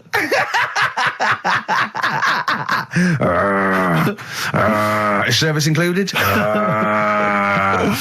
Oh, dear. Okay, so monkey news, please. All right then. Let's hear the jingle. Oh, chimpanzee that monkey news. Right. Now, before and again. Go on. Oh, chimpanzee that monkey news. Brilliant. All right. Right. Before I went away, I told you about Alfred. He was the monkey where there was a robbery going on in a bank. And then he nicked the robber's loot and backed out with a gun. Yeah, He sort of stole. He robbed the robber, didn't he? Yeah. Did he take his gun as well? He took the weapons. He took all the weapons. There was like a couple of robbers. He managed, because they were so amazed that a monkey was coming in. It was like, Don't talk shite twice. Right. Anyway, got a follow up to that. Okay. Now, what was that monkey's name? Alfred. That was Alfred. So anyway, because a lot of people wanted to know, well, what did he do? Did he go off and have a holiday? Did he? No. Right, so the follow up is, what happened is the monkey had the guns, had the cash, which was $250,000. Sure. Right. It went back to the zoo. Right. All right, Carl, you're talking shit. Ricky, I get angry with you when you won't let him finish his monkey news. Right. Can we just get out the official Imagine thing? if people were interrupting Trevor McDonald. It wouldn't happen. I want to make sure I don't get anything wrong. No, of course not. So check the internet. So the monkey goes back to the zoo, right, where all the zookeepers come out and go, get him. He's got the guns. Yeah. He hands out a couple of guns to his mates. What? His monkey mates? His monkey mates, so they've all got a couple of guns each. Oh, Carl, Steve, I can't, mate. I cannot Just stand it. Honestly, I want to scream. Please, I really get annoyed with you. They tried to do him a deal. They said, how about if... I'm going. Tell him that. I'm not going. No, I can't. Step out for a minute. Okay, we'll just do it. Look, don't listen. Step out, and I'll paraphrase what I hear for you when you come back in.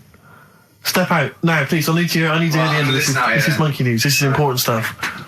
Right. Ricky now has left the room. He cannot bear to hear, which is surprising to me. Right. So anyway, so yeah, they've got the money, and they say to the zookeepers, "How about we give you some cash?" Yes.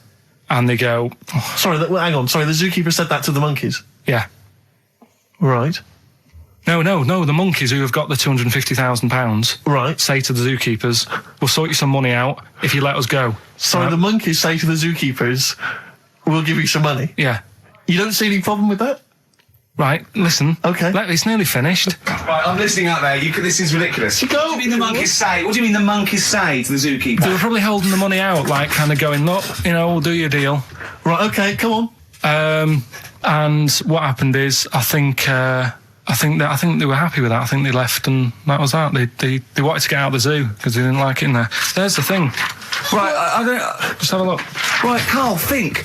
Right, how did they get out in the first place, this one?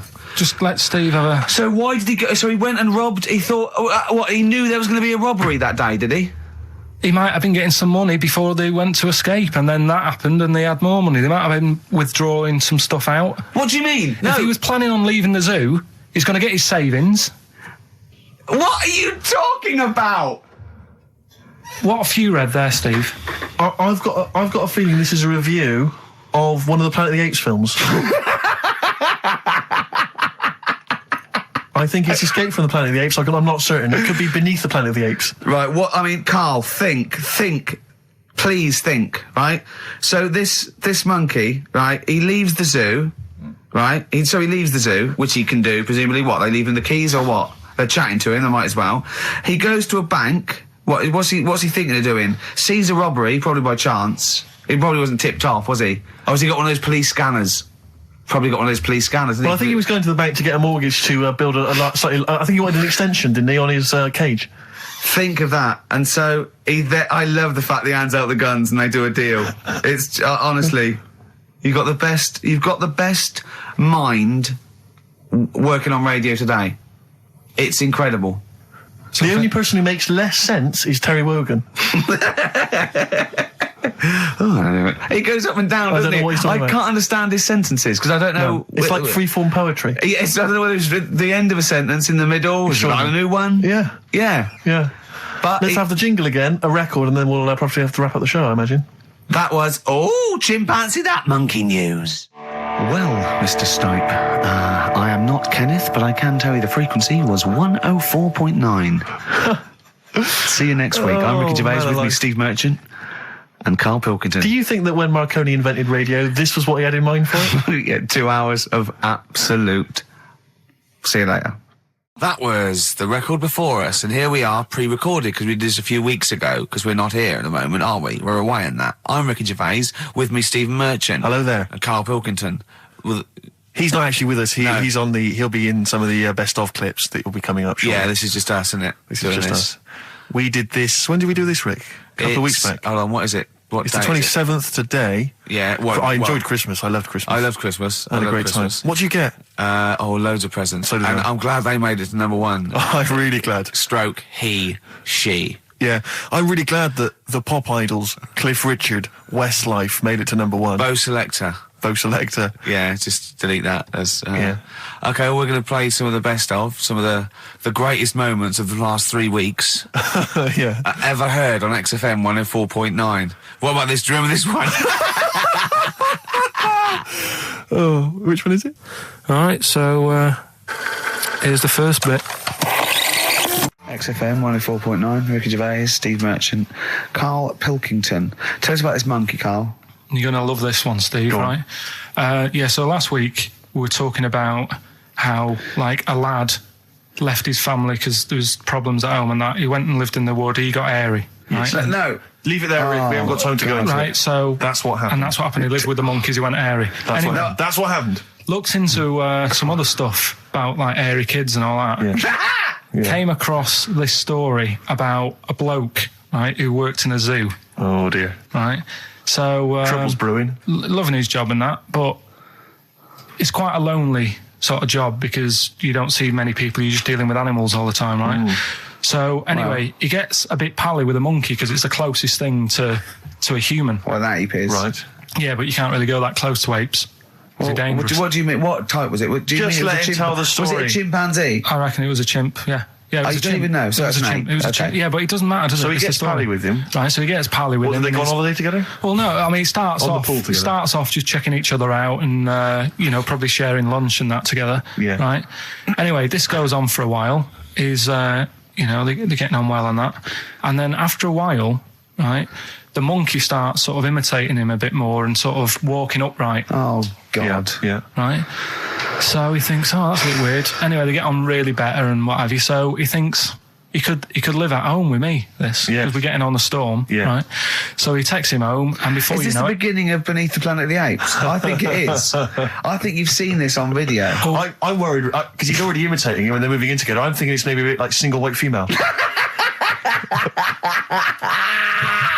Single White Zookeeper. Oh, brilliant. right. So anyway. So he's moving in, and it's getting used to sort of the normal human life. He's having a cup of tea in the morning. Yeah, PG tips. He finishes the day off with a dear. Finishes the day off with what? He with does, a he doesn't little have to brandy. move a piano at one point, does he? Finishes the day off with a little brandy. Yeah. What, he pours himself one. Is he wearing a smoking jacket? I'll tell you what, Karl, you're a maniac, mate. No, this is why it attracted me. It's amazing, right? So he's having his brandy and that, loving his life. Next thing you know, he sort of, I don't know if he loses it or he gets shaved, but the top half of his body is hairless. Right? Apart from his head. Right, so he's got a nice... So it's the head. opposite of the kid. Well, no, Yeah. this is what I'm saying. That would happen. Right? Well, hang on, but so you don't know if You he don't was even shaved know. or if it's How dyed? did it say? Then the hairless... What? I'll bring it in for you, the story, and then you All can right, see well, if okay, I've gone keep wrong. going. So anyway, Wow. so this is going on, and he's having a great life. Then the zookeeper starts getting a bit annoyed because he's having a better life than the zookeeper. The zookeeper's in the zoo. This is such So the rubbish. zookeeper's still got to do a day's work. The monkey's at home, he's partying, Well, he's it got gets his to a other point when he chipmates says round. there's no point you coming in to the zoo because the whole reason of you being there was because you're being kept there. Right. And he didn't want to bring the memories back, so he said, you stay at home. So You're talking such... Just let him finish. God, I don't know if I can sit here and listen to this drivel. I'm fascinated. It's nearly over anyway, right? It sounds extraordinary, Karl. So he's walking up, right? He's having a tea in the morning, finishing the day off with brandy.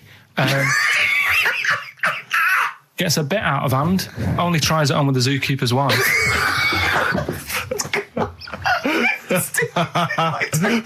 Make him go away, Steve. How does he do that? Well, because he's around humans a lot, he becomes a bit of a charmer. And, But what is it that he could do to seduce her? Pick fleas out of her? he didn't say. He was built. Yeah, he is well done. So what about that? What do you mean, what about it, Karl? It's obviously not true. I don't understand how... I love the fact he becomes a charmer. He's got better taste in brandy. Exactly. And what was it that he was doing that seduced her? I don't know. Maybe because he was at home more than the zookeeper was. But what would he be doing, I Karl? love the fact that... He's not going to be talking with her. They're not going to be playing Trivia Pursuit. Maybe she liked the silent type. He didn't go into that. He just said that's when the trouble started. Karl, play a record. Right. Is that what Suzanne did when she brought you in? Ricky Gervais, Steve Merchant and Karl Pilkington. Not done a lot. Maybe you should earn your money as you get to Mondays off for this 2 hours of nonsense. What are you on about? I've done loads of stuff. Yeah. Right. Same old. Yeah. Let's have something new, something fresh. Well, I've been looking around, right, on the internet for stuff. Yeah. On the internet. Yeah. Your Bible, where you get all your information about the world and the universe and morality from. And you know, like how I always say to you, I don't really read that much of it. I just read the headline. Perfect. Right? Yeah. Anna Nova have sort of nicked that idea to grab you. Nicked what idea? Well, to sort of get to the meat straight away at the top. Do you know what I mean? The headline to the story and everything. What? Right, these are But stories. the headlines already existed. That was why you thought that was a good not idea? like this, though. All right. Headline. Well, these are all headlines, right? Vibrating shoes could stop elderly falling. Do you know what I mean? Oh, God. You don't need... Vibrating shoes could stop elderly falling. Yeah, that's the story. You don't need to read on. That's what I'm saying. Well, right? could you read on anyway? Can't be bothered. Read on anyway. Well, you have a look at that in a bit, right? All right. So Okay, it's so what interesting. This is frustrating radio if you're sitting at home. No, well, but it's not on. They've turned it off. If you want to know more, you know where to go. That's what I'm saying. That's what they should do in the news. Get the news done in Bong. a minute. There's a good story about Iraq. Right. Bong. Look it up. Look it up on the internet. Anna Nova. Give us another bong. Bong. Family sick of living on Butthole Road. Oh, brilliant. Bong. Man wears same shoes for 60 years. Oh, bong. This isn't that good. Some fella pulls a train with his teeth. And in lighter news. I love that. Triple Donald, this one isn't very good. And the last one, man fails to break clothes pegs on face record. She's always good. Well, that's the one I did read on about. I love that out of all those. That's the one he read on about. Go on then. Just Why is that news? He fails to make a record. So did I today. I know, yeah. I failed the long jump record today. Yeah. Didn't even take part. No, I was rubbish. But what are the rules on world records and that? I don't know if there are rules. There are certain things you can't. I mean, it's the Guinness Book of Records, isn't it? Really, that's the arbiter, isn't it? Yeah, but is there anything, if you said you wanted to do it, would they say, well, you can't do that? Yeah, they've stopped some gluttony records. Obviously, things that are in danger. It's anything that's illegal. Yeah, anything that's immoral. Yeah, like that American serial killer that just got discovered. Yeah. Having killed 47 women. I don't think he can make that into the Guinness Book of Records. No, because people will be trying to beat it, won't they? But there was some other story about a fella eating watches and that. That can't be good for you. So why don't they say, look, don't do that, do something else? He wanted to stay regular. Do you know what I mean? Though? I just wondered. What do you mean he was any... eating watches? He just said he was eating watches. He got about 3 in about a minute. How did he time it? Do you know what I mean, though? Something I watched the other night, that was just good. Again, you know, I learn stuff from the telly. I don't watch the news. Yeah, well, you don't learn stuff from the telly. You know, I'll tell you what, though. You told us there's a fat baby in the world. Forget about them. There's a spider eats chickens, and there was a fat kid. Forget them in Iceland, right? Yeah. We'll give them Rockbusters later to do, right? Iceland! But what's the name? I tell you what is interesting, Steve. What? I didn't know that much about it. Autism. Okay. Oh, good. With some more entertaining stuff on XFM 104.9 just to cheer up people. Go on, and what? Go on. No, right. Have you heard about it, Steve? What autism? It scares me to death when he comes up, when he touches on a serious subject. We've been talking about wheeling a dead pope round, the Chinese don't age well, and ginger people are hated. And now we're going to touch on a really... I mean, my heart's in my throat. Go on, Carl, then. Tell me your insights to autism. Right, well, there was this... Again, Channel 4 coming up with some good stuff at the moment, right? It might have been Channel 5. But what's the name? It's the attention span I like. These people who they've got like this autism thing going on. Yeah. And they sort of take in a lot of information. They get sort of they get so into it that they know everything about that subject and what have you, right? And there was this lad who he knew everything, right, about EastEnders. Right. He sort of the cameraman was saying to him. So, you know, why EastEnders and that? And he said, I don't know, I just like it. And he said, I remember when I first watched it was a Thursday, it was 5 to 8, Pauline Fowler walked in, she had a pink jumper on, she said, all right, love. And he remembers everything from that moment on. Yeah. Right, and everything, which is great, but then the way the programme was making out, it was almost like they were saying it's a disability. Right. When in a way, it's more like a superpower. Sure, like Rain Man. But if you can take it's Rain Man. No, he has special autistic powers. Oh God! We must send for Rain Man. I don't know what to do. So I don't know what to do. So he would be a great professional mastermind. Sort of autistic mastermind. He'd be dynamite. What I'm saying is, don't be watching EastEnders though. Sort of, why didn't they give him an encyclopedia and say, get into that? Sure. That'll be useful. Yeah. Keep him away from EastEnders. Wasting his time there. But I don't think it is a disability. No.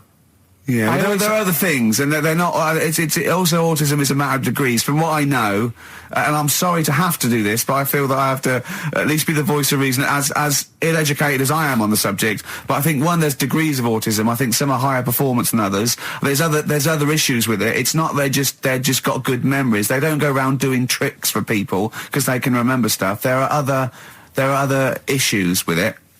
Do you know what I mean? Right, well, I mean, they seemed a bit... But you watched the programme, what did you learn? That he knows when Pauline Fowler came in? Yeah, I mean, there was other bits where they couldn't control their emotions and stuff. Oh, that other little bit, yeah. But the main bit of it was he can soak up information and stuff, and I'm just saying, it didn't seem really bad. Do you know what I mean? There's disabilities where people say that's a bad disability. It's like how people say about... This is brilliant. This is just like this is amazing to be in a room with this man. It's incredible. You just wind him up and listen to what comes out. And I'm going to sit back now. I'm not going to defend you or explain anything. Just go on and tell me about the other disabilities that are worse. What I mean is how people can sometimes easily get mixed up. How people are scared of like a cyclop. When at the end of the day, he's got a disability. A bloke with Who's scared of a cyclop? No, it's apart just from like Jason and his Argonauts. Where's this cyclop that you're scared of? No, I'm just saying in history and in books and that. No, not in history. History happened. Yeah. What are you thinking of? You're mixing history with Greek mythology and Roman mythology and every other type of mythology. What do you mean? There wasn't really a giant cyclop that went round picking up ships and throwing them around. That's not history, Carl. Do you think Batman's history? No, but this was it was ages ago, wasn't it? When we were sort of No, I'm not saying it didn't happen ages ago. I'm saying it didn't happen. Well, he might have done. There's no. I mean, what's so ridiculous about a fellow with one eye? In the middle of his head, and he's big and scary and lives in a cave. Why is he scary? Because he's got. What if he had 8 eyes? I'd be scared of him. At the end of the day, he's got a disability. We'll talk about it in a bit. 4.9. I'm Ricky Gervais. With me, Stephen Merchant. It's the best of. You've been voting in all week, sending your emails. So here's the clips that you wanted. So go on then, do a film review, quickly. Right. Well, today on film review, we're doing classic films, and today we're looking at Elephant Man, John Merrick, one of his better pieces of work. It's a sad film. I've never really been able to watch it all the way through. Sorry, John Merrick's better piece of work was him being the Elephant Man, played by John Hurt. Yeah. Go on then. Sad film. When I was younger. Tell us a bit about it. What is it about? Who's John Merrick? It's about a fella who's got a funny head. Right, tell us this. And, he lives in, I think he lives in London, in like about the 1930s or something like that. And he's being picked on all the time and stuff. And first time you watch it, you'll probably cry a bit. And then the second time you watch it, you're just sort of thinking, God, that would be bad. Sort of having a head like that being picked on all the time. Then the third time you watch it, you might think, how does he get his jumper on? Then, I don't know, probably bored of it the fourth time. but it's well worth watching, so Elephant Man. Brilliant. Yeah, see it. Brilliant. I think if you want to get on TV, Karl, you'd be better as the subject of maybe like an omnibus documentary. Living with Karl. So we'll move on to this next one, right, which is brilliant. Dead short story. So, right, old woman, about 70 years old. She's normally fit and healthy and stuff, nothing wrong with her, she's having a good life. And one day, she goes for a check to the doctors, just to check herself out, because she's getting on a bit. He says, take your clothes off and that. So she does, and checks her out, says, yeah, you're looking good. Turn round. He said, oh, God. He said, you got a tumour on your buttock. Right? So she goes, oh, can you do anything to sort it out? So they go, yeah, we could book you in for an operation. It's best if we remove this. Books are in for an operation. Operation day comes, strip her down and that. They're all stood round, the doctors. Start to operate. It only turns out it's a pork chop that she sat on 5 years earlier, and it had stuck to her buttock. Right, Karl. I can forward you. Listen. Serious. Right, okay, Karl, I'm telling you now, I'm leaving. I'm never doing this show again. No, I'm serious. Honestly. You're talking.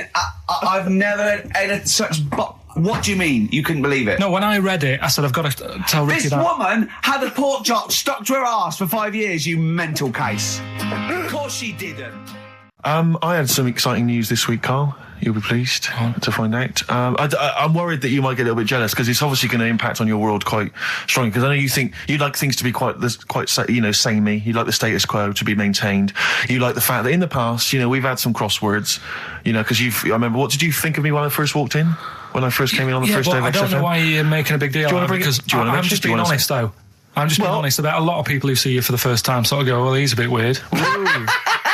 I know that, Steve, that you brought it up, and then you're again. But I'm sure that wasn't what he said before. No, did he say before? He's a bit weird. Yeah, he looked at you, and I knew. I could see by the look on his face. You know when your kid, and your kid's sort of scared of something, and they go, "Why's your kid?" He goes, "Oh, he doesn't like pigeons or spiders." Right. It was like that when I saw Karl, and I brought you in, and I went, "What do you think of that, Karl?" I could see the look on his face that he was disturbed. Sure. And then, as he said, you get used to it, don't you? Yeah, you get used to it. And you have changed a little bit. Your hair's a bit smarter now, and you got some nicer glasses and that, I think. Or I might have just got used to it. Whoa, don't bring it up, Steve. Don't look at me like that. So you say that you think some other people in the office thought the same? Do you know that for sure? Karl. Did you discuss it? Karl. Yeah, I think they do, yeah. Okay, leave it there then. But not just in the office, as you walk through the building. Oh, it's worse than you ever thought. Well, no, it's not worse than I ever thought, because as you well know, Ricky Gervais, what did I do on Thursday morning? Oh, is this the thing... For those that perhaps are not of the female persuasion listening, there's a magazine. Apparently it sells quite well. It's one of the sort of female, kind of issues magazines. I think it's called Company Magazine. It's like your sort of, I guess it's a bit like your Moore or your Vanity Fair or whatever. Anyway, they run every year the 50 most eligible bachelors in Great Britain section. Ding dong, hello. Who's in there this year? In the 50, in the top 50 of the entire country. And then they vote, and they put them in order and see who's the most eligible bachelor. But that's 50 people, right? It always annoys me slightly, because bachelor, it kind of seems like a more sophisticated word for loser. Yeah, doesn't it? Which always sort of unnerves me slightly. And also they try and do a different 50 every Yeah, so they're But- getting pretty desperate to get different ones. No, it's no, not no, really no, no, because no. also a lot of people who are sort of like successful, are married. So there's very little to. No. Go on, though. There's a huge. I don't know if this is international. It could even be international. I'm not sure actually. So I Sure. could be up there with the likes of Justin Timberlake, Sure. etc. So Fred Durst. Yeah. That sort of person, So anyway, this is what's exciting, right? Although I'm slightly frustrated because they were telling me that last year, all right, because what happens is the readers of the magazine, they vote for who they think is number one most eligible bachelor, right? Last year, the prize was a 2-week trip in the Bahamas. Okay, this year. I'm rather annoyed because all I'm going to win is a moped. That's the prize this year. That's the prize this year, a moped. Whoa, backtrack. What? Sorry? Last year was a 2-week trip to Bahamas, and this year Just what? a moped. All I'm going to get is a All moped. you're going to win is a moped. Yeah, You got no chance. You're You've having got enough. no chance. You're Who having else is in it? Who else is in it? Well, I mean, I don't know lots of people you've never heard of. I know Duncan from Blue. Ding. So you're second to him at least already. I imagine you're going to come behind the other 49. No, because there'll be people voting for me. They get to vote for me. Yeah, Steve. They'll see my photo and then they can vote for me. Yeah, according to Heat, I was 22nd most sexy man in the world. I better take that helmet back. I would. It's that thing, though, you see. This happened years ago to me, right? When, you get pally with someone and then you wind each other up and then there comes a time when you just go over the line. Yeah. Right? What happened? Well, it was this lad called Anthony, right? He was my mate. Yeah. And we used to sort of always have a little fight in the toilet and that. Right? Punch each other. No, I want to wipe it. And the punches, used to get harder. Yeah. And stuff. And then, so he hit me harder. Turned out into a proper fight. Yeah. I chipped his tooth on the sink. Right? Right. This happened at school, and it was time for assembly, and I thought, and he's in the toilet crying. I thought, go to assembly. There's police in there in the assembly that day telling people about unnecessary violence. And you thought they were there for you? So I'm like, oh no, Anthony's going to come in a minute, like crying with all blood coming from his mouth. So I'm going to get arrested. Yeah. Did you go running and sleep? That was an example of. Yeah. I mean, it kind of happened because I went out with a girl who he fancied. How old are we now? About 8 or 9. I think that's out of order, going out with a mate's girl. Yeah, but she didn't like him. He had like big ears and that. He had no chance. You're So why such a should I? dick. No, but do you know what I mean? All right, I haven't got the looks like I used to. Sure, when you were 8. But that's before the stress of having head squoes and that sort of thing. I have aged a lot. Since. Having your head squoze. I love your own grammar. I know. That's the past tense, is it? Squeeze or to have squozed. Oh, he did squoze his head. Yeah. Oh, brilliant. So What about a bit of Bowie? Let's, Bowie? Be my wife, Carl. I'm asking you. Let's make I think it we can squoze that in. Be my wife, Carl. Come on. I'm Ricky Gervais. With me, Stephen Merchant and Karl Pilkington. Yep. Our producer. In inverted commas, heat put. Yeah. They know. They know. How you doing? All right, Carl? Yeah, didn't they also write something about me bald round head? Yes, perfectly round little bald man head. They said so. Because you need to know that when you listen to the radio on that. Really matters what my hair's doing. Your hair, have you given it a little polish? Because you look like a cue ball at the moment, and you've had a shave in it. I've never seen such a round head. It actually looks like a plate with ears. Yeah, well, for those that have never seen Carl, I actually, if you remember, I think he looks a little bit like Mr. Spoon from Button Moon. He does. If you've ever seen that show, and also he looks like, when they say they find with a little 4-foot human and it's actually 500,000 years old and they give it a name and it's the first Australopithecus into. He looks like one of them as well. Perfectly round little. He is the missing link. He looks half human, half monkey. Because he's got a slight slouch as well. So yeah, it's like those pictures where you see it going from an ape to a man. He's one of those in the middle. Yeah, and of course his monkey hands, his hairy little wrist to those skinny little things that he can get oranges out of holes with, and it's unbelievable. Why are you so all shaved and polished and everything? Got a wedding. What? Got to go to a wedding today, so thought I'd clean myself up a bit. Yeah. Shouldn't you be wearing a suit or something? No, I'll go home and put something on. Oh, okay. But Suzanne said, make an effort. I sort of had a shave and that, and then I came out of the bathroom. She said, "Oh, your head looks a bit sort of eggish." She's right. She always worries about when I have a shave because I just, That's your girlfriend, Carl. I know. Saying that. Just think. So don't worry about Heat saying it. And funny thing is, it's Boyd Hilton, I think, of Heat that wrote it. And he's got a little bald head. Yeah, no, don't slag him off. Yeah, but on the end of his review, does it say, written by Baldy Boyd? No, because it doesn't matter. It's a magazine. Don't worry about it. Looking forward to the wedding? A bit boring, isn't it? But you've got to do it. I've been listening. Should we do a shot? No, it'll be a great day for them, but I know what will happen. Suzanne will see, all the fuss and that, and then she'll get ideas and have to let her down and all that. Why is it you don't want to get married again? I always forget. It's just... Who's it for at the end of the day? I've been with Suzanne for 11 years, right? Sure. We're happy. Well, I am. That's what counts. You're never happy. I am. I'm all right. Yeah, no, I know you're happy with Suzanne and everything, but apart from that, you're never happy. You are the most grumpy, moany thing in the world. I mean, I get annoyed, but I'm always happy. I was annoyed here. I was happy coming here, but there was a bloke behind me walking and scuffing his feet. He had a pair of those stupid skulls on, and he was clicking and scuffing. Wear some shoes. You don't have to click. Pick your feet up. Flip-flops annoy me. But I'm happy. I'm just annoyed. You are just like, oh, the world's on me. It's rubbish, this. I know the world's great. It's just sometimes people annoy me by being there, But Steve said I should be locked in one of those towers that princesses used to be locked in fairy towers, so because everything annoys me. But you're grumpy. I'm not. I'm all right. XFM 104.9. We're not here. This next clip is one of my favourite clips.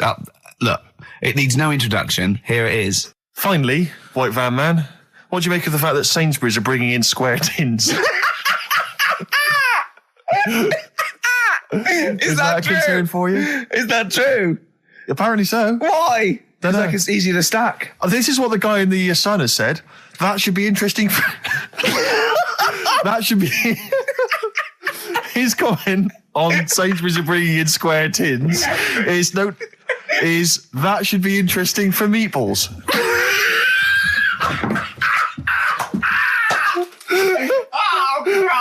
Ricky's just collapsed on the floor. Let's just play a song, Carl. I don't think even you can top that.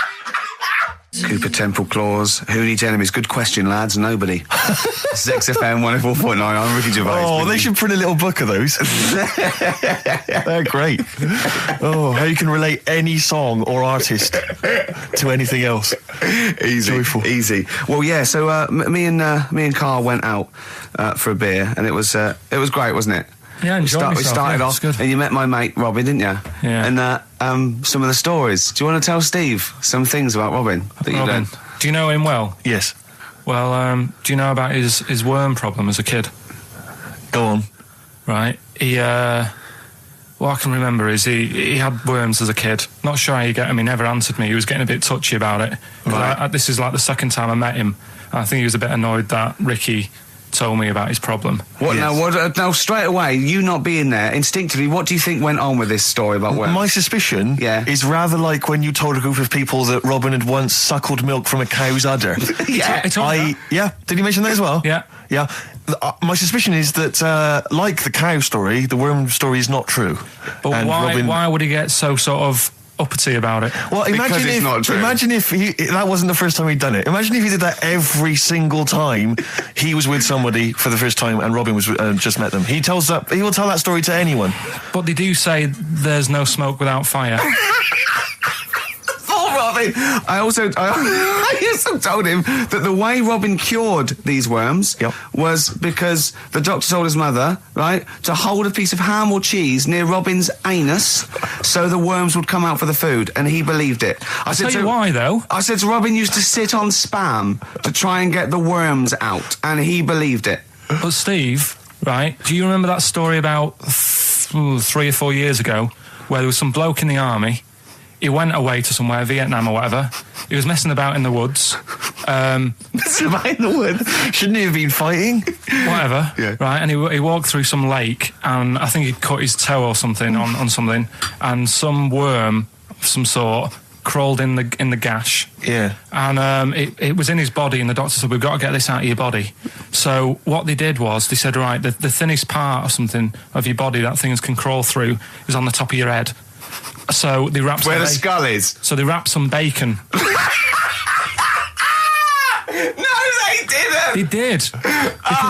That's right. thing. So he's gone in via the toe. So what we do is, I'll tell you what, that worm's probably heading straight for the head. We'll put a bit of bacon on it. The thinnest part of the body is the skull. Of course it's not the thinnest part of the body.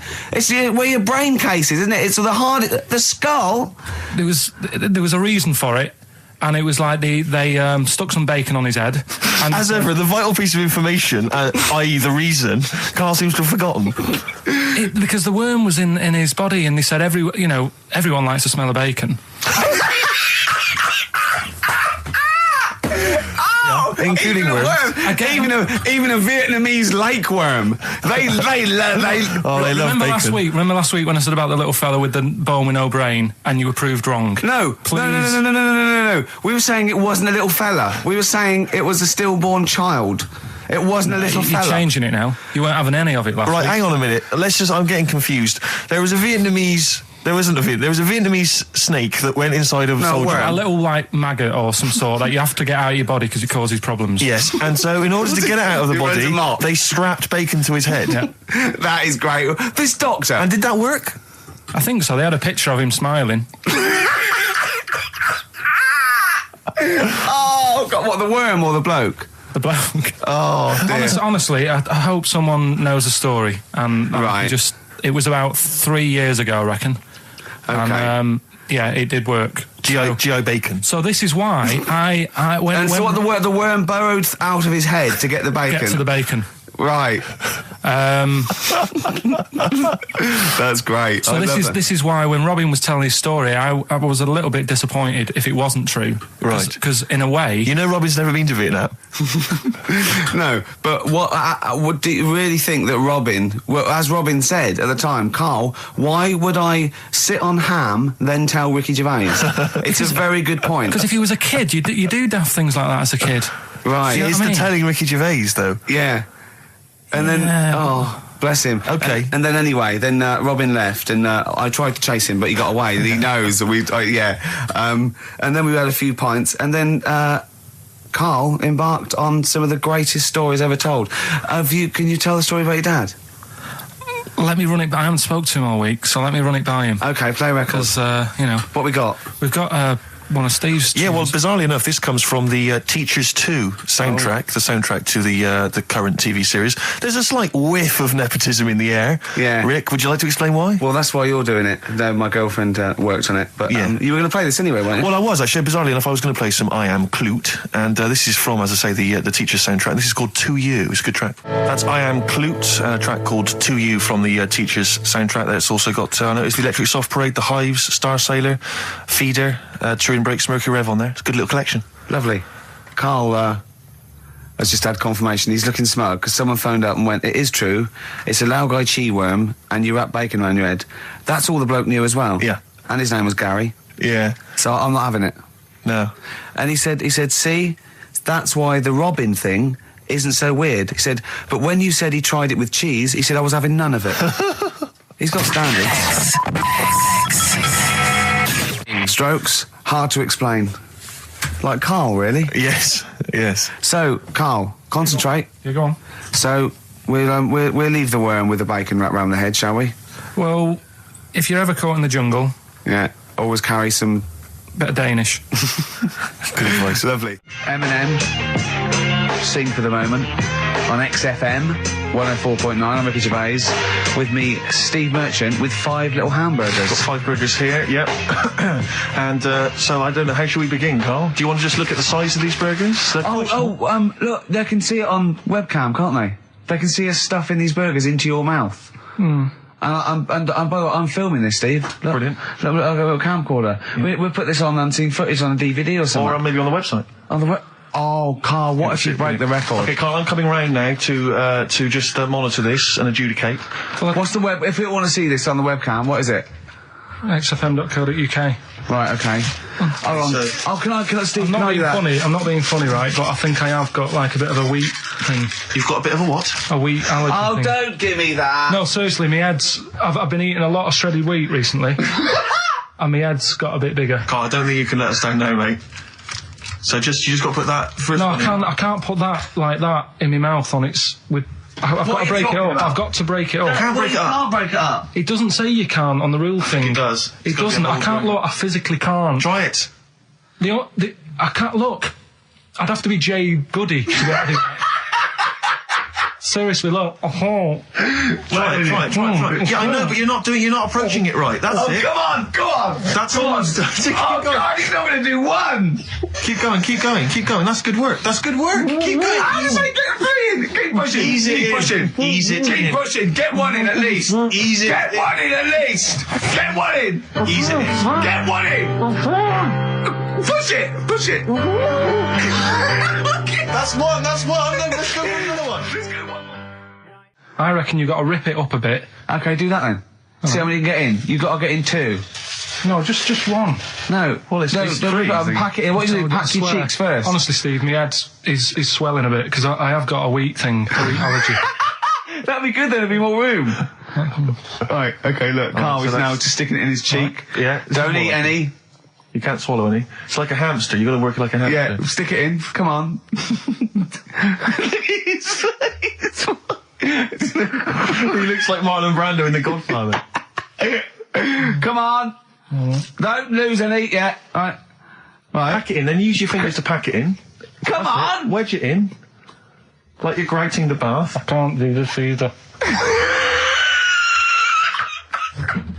Keep going. Keep going, don't give up so early.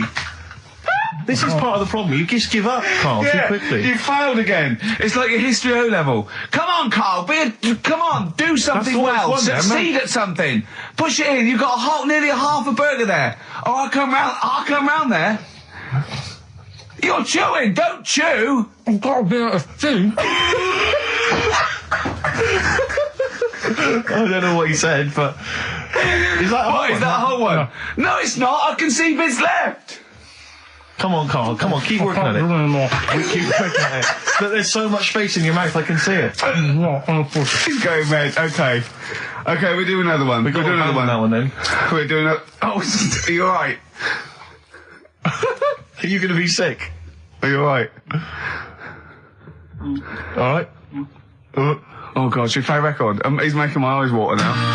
Oh. Okay, I'll find a different one for you. Find a different one for What him. about most grapes eaten in 3 minutes? I'll go.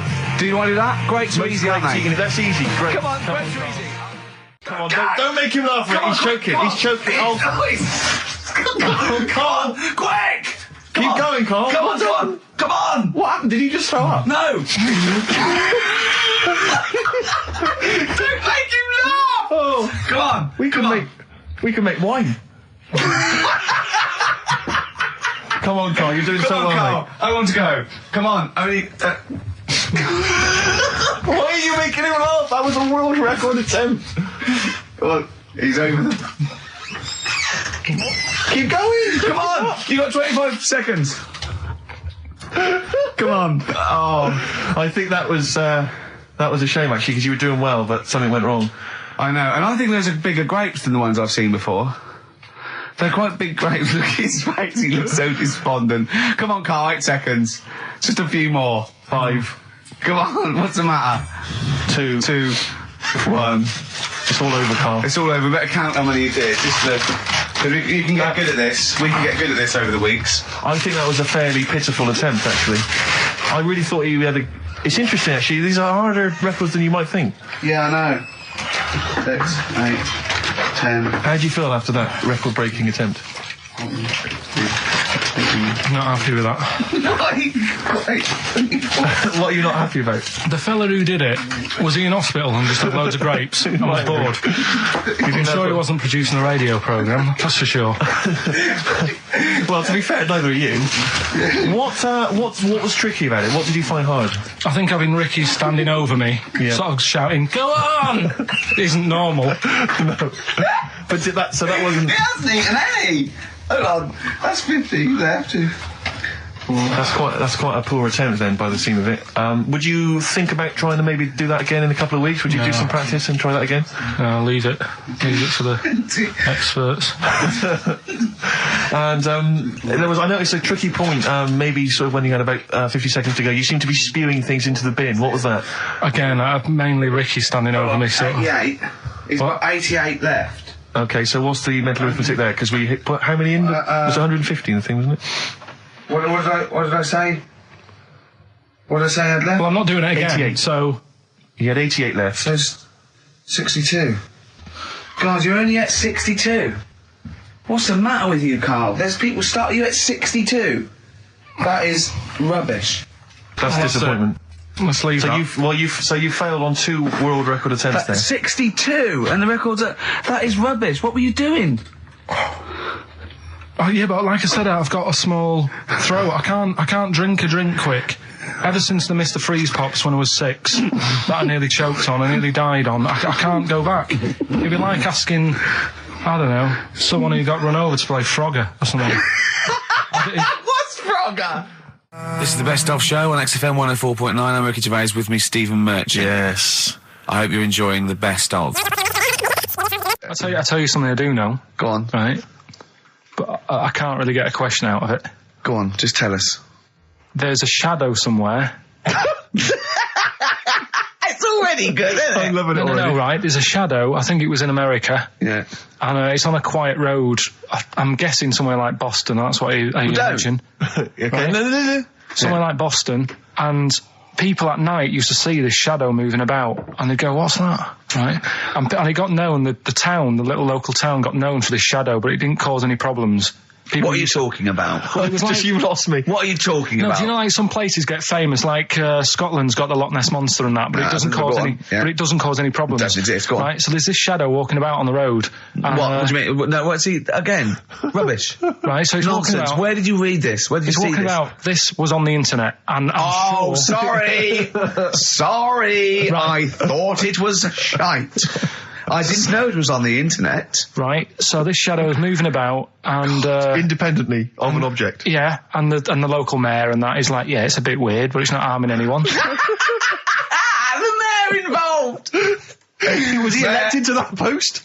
Hey, Mayor, we got a problem down here. Seems like a shadow. Well, it's not causing any. No, it's Is just it causing any problems? yeah. Go on. But that's the thing. It was left for years, and then it did start causing problems. I see, that's it. If you leave these shadows to go unchecked, Rick, they go crazy. Yeah. You let them run amok in the city. Yeah. You've got to stand What down did it do? on What did it Roman do? shadows. What did the shadow do? It was pushing people off the bikes. It was what? It was pushing people off the bikes.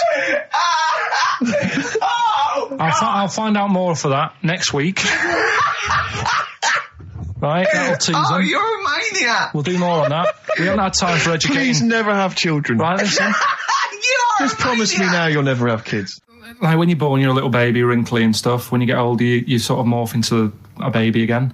And you go through the same phases. So when you're young, you buy singles. You get old, you got nothing to do all day. You got all your pension money. What will I buy? Cliff Richard's on the telly. Here's my video, buy me song. You see, that started off as quite a sensible point, because I actually think they do it. But what was all that alien stuff about when you're born, you go wrinkly and you go wrinkly again? Sometimes you mix like normal things that human beings say with I don't know what. Well, look, when you're a baby, you've got a little bald head, no teeth. You get old. What happens? Are you a philosopher? You're an official philosopher. Because, I mean, it sounds like it. Oh, Karl, play a record. You're a gem. You're a diamond. Oh, chimpanzee, that monkey news. Right. There's this monkey, right? Yeah. And it had been, do you know you hear about monkeys being badly treated and stuff like that? Yeah. So, anyway, it goes into this home. It's 14, this monkey. It's called Matty, right? Goes into this home where it's looked after. What do you mean home? Just like just a little monkey home, right? Okay, so zoo. Yeah, kind of, yeah, but they haven't got any other monkeys there, right? What have they got there? They've got just other animals and that, but not that many monkeys. But anyway, because he's there on his own, again, you know... When you say monkey, do you mean a chimpanzee, by the way? Because you usually do. Yeah. I can't believe that journalist thought this was scripted. Amazing. So anyway, yeah. So it gets sort of pally with the people working there and that, and it's smoking fags, it's having a drink at night and all this, right? What do you mean it's having a drink at night? How? It's all here, Steve. I mean, we haven't really got time, but Well, don't say it's all here like it's proof. You've got another stupid story that someone has put onto the internet. Someone sitting at home in their bedroom has put onto the internet. So he's having a fag, he's drinking a lovely glass of Bang Rock Station. Yeah, the wine that's perfect for a barbecue. Yeah. Anyway, it's loving life. It's forgetting about its past and everything, right? When this other monkey comes along, Oh Oh, no. Trouble's brewing. Go on. right? That comes in. Something's said. Right, forget it then. Forget it. No, forget it. Yeah, but it's all the time. It's not just. I mean, you haven't done that with me, taking your clothes off and that yet. But like last night, we were sat in the pub and I was saying, right, let's not even worry about new features then. Let's get the current ones, going. Like Getting what? Good. Like the one that I was trying to work out, the cheeky freak of the week. Think of that! Yeah, but I was Think of saying, that, though, as a normal conversation. yeah, but I'd looked online, right? I didn't find that much. I found. Actually, I'll tell you what I found later. Brilliant. We're looking for them, right? And then at one point, I think you said to me, "Go and, what about the Guinness Book of Records? Yeah, they'll have like the best freak in the world or whatever." Yeah, ever. So I said, yeah, bring one in. Now, you've got one at home. Yeah, I got a But you couple. couldn't be bothered carrying that in today, so I had to go out of the pub that I was at, Yeah. nip into Borders, Yeah. buy a Guinness Book of Records, Yeah. out of my own money, $18.99, Yeah. bring it back, and then you said, I don't know if I want to do this feature. So it cost me 20 quid for that. I had to buy a video for Silence of the Lambs film clip. I'm actually out of pocket at the end of this. But do you want to work with me is the thing. If you want to work with... people would pay that sort of money to work with me, Karl. You're a lucky bloke. Think how many people think, Karl, he gets to drink and sit. Yeah. Well, you were making a cup of tea and I surprised, didn't I? Little surprises. Steve, last night, when I left the pub in a bit of a mood, because I was just fed up with not getting anything done. Yeah. Walking down the road, I was thinking, how can I get out of this? How can I stop having to work with them? I'm thinking, I wonder if I leave, I wonder if they'll be funny and they'll go, and then my boss will be giving me stick. And I'm thinking, how much notice have I got to give out? And all this is going through my mind. I'm walking home and I got in, said to Suzanne, I'm sick of it. She's going, you need to do it when I get a new kitchen. And I was like, yeah, but how big does the kitchen need to be? I was saying, do we need a big kitchen? Can we get a small one? Have we got enough for a small kitchen? Do we need so many cupboards? Can we just have wood instead of steel? All this, trying to get out of doing this. Yeah. It's always I always feel like, because I like to think that I'm not perhaps as bad as him. Yeah, You no. annoy me in different ways. Like what? How does he annoy you? Well, stuff that, I come up with ideas, say Cheap as Chimps. Yeah. Rockbusters springs to mind. Yeah. 15 I like Taiwan. 15 Taiwan. Let's just remind people what 15 Taiwan was. It was a little feature that I wanted to give a run, give it a little run, see if people like it. The premise being? No, there's no premise, it's just a title. No, we were going to get 15 sort of ornaments, you'd explain them, and then people would call up and say, that one's from Taiwan. See? God, you just explained why I didn't think that was a good idea. Yeah, By explaining the good bit. No, the funny thing is, Steve, right, I was walking down Regent Street on Monday, walked past one of these big stores, right, and they've got all famous quotes on the windows, right, and one of them was something like, an absurd idea is often a great idea. Yeah. Do you know who said that? Go on. Einstein. Yes. Which made me wonder, if you were his mate, would he ever have done E=MC²? Or would you have said, don't bother with that, it's not going to work? Because that's all you seem to do. Everything I come up with, you put down. Yeah. Well, that's one thing. He's negative, right? I don't know why. I don't know why he is. What else? He messes me about. I get him concert tickets for stuff, and you say, I didn't bother going. Yeah. Yeah, that is annoying. You come in, with, 5 minutes to go with tracks that need editing. Yeah. The little bag, that bag that was free. Yeah, you got a free bag today, an XFM little rucksack thing. Yeah. You were like, oh, what's this? What's this rubbish? Yeah. Ricky said, I'll have it. They're great. He said, no, I want it. Yeah. Well, it was free. I needed. I'll give that as a gift or something. So, I mean, I think on reflection, Steve is probably a little bit more annoying than me. I won't go that far. You are annoying. If I had to go away for a week somewhere, if it was a quiet place... Well, you are again, aren't you? That's 2 holidays you had this year, I mean. If it was a busy place, I'd probably go with you, because people, do you know what I mean, staring at me all the time and that if I'm walking around with Steve. No, I'm just Can I draw up a list of reasons I don't like you, Carl? being honest. What? I'll tell you, because the list of reasons I don't like you is incredibly long and getting longer. Just saying. Do you want another snack? Look Told you it was really light, right? We've had the parrot, right? These are things that I found the parrot, right? I've told you about the dog in the car wash. Right, you didn't tell me about that. You said there's a car wash for a dog. That's all you told me. Yeah, the but parrot, you said there's a parrot. What? It's a problem at funerals. Yeah. That's nothing. That's nothing. That's nothing. Do you understand? And They used to eat cats. what else have we got? There's an elephant in India with sore feet. Why? There's an elephant in India with sore feet. Now I'm interested. Why? Tap dancing? Why? I didn't write that He's much trying down to about break it. Roy Castle's record. He's still going. Go on. What is it? What is it? Think. It's an elephant, and it was really old. It was about 76. Right. And it had sore feet because it's old, and They don't make stairs and the that roads big, do they? roads are bad and that. Yeah, go so they said, "What are we going to do?" And the town was like, "Oh, you know, we're used to seeing it around. It's part of the thing. You know, we don't want it to have sore feet." Yeah. So they got some slippers made for it, and it had like a picture of the elephant looking happy wearing some slippers. I love him. I love Carl. His world. Think of it. Where did you see this picture? That was on the internet. Right. That's a lesson, though, for any elephants listening. You know, don't wear stilettos to work every day, No. because you can do your feet in. So that Well, it's don't elephants have really bad memories? no, they're great really good memories. memories. Oh, do they? Yeah. Oh, well, that's good then. No, I just thought they'd forget where they put them. I thought there was something about elephants having bad memories and that. It goes on. Where's my slippers? Yeah. I'm sure I left them by the taxi. So, sorry, there's an elephant walking around wearing slippers. Yeah, that's in What India. kind of slippers? Those sort of old man ones with the sort of checkered well, round design. ones, I imagine. Yeah. Big round ones. There was that going on. And is it happening? Is it happier? I mean, does it feel Yeah, more it satisfying? looked it. Did it look? How can you tell? How can you tell for elephants, please? What else is there? There was a woman who's had a breast insured for 150 grand. Right.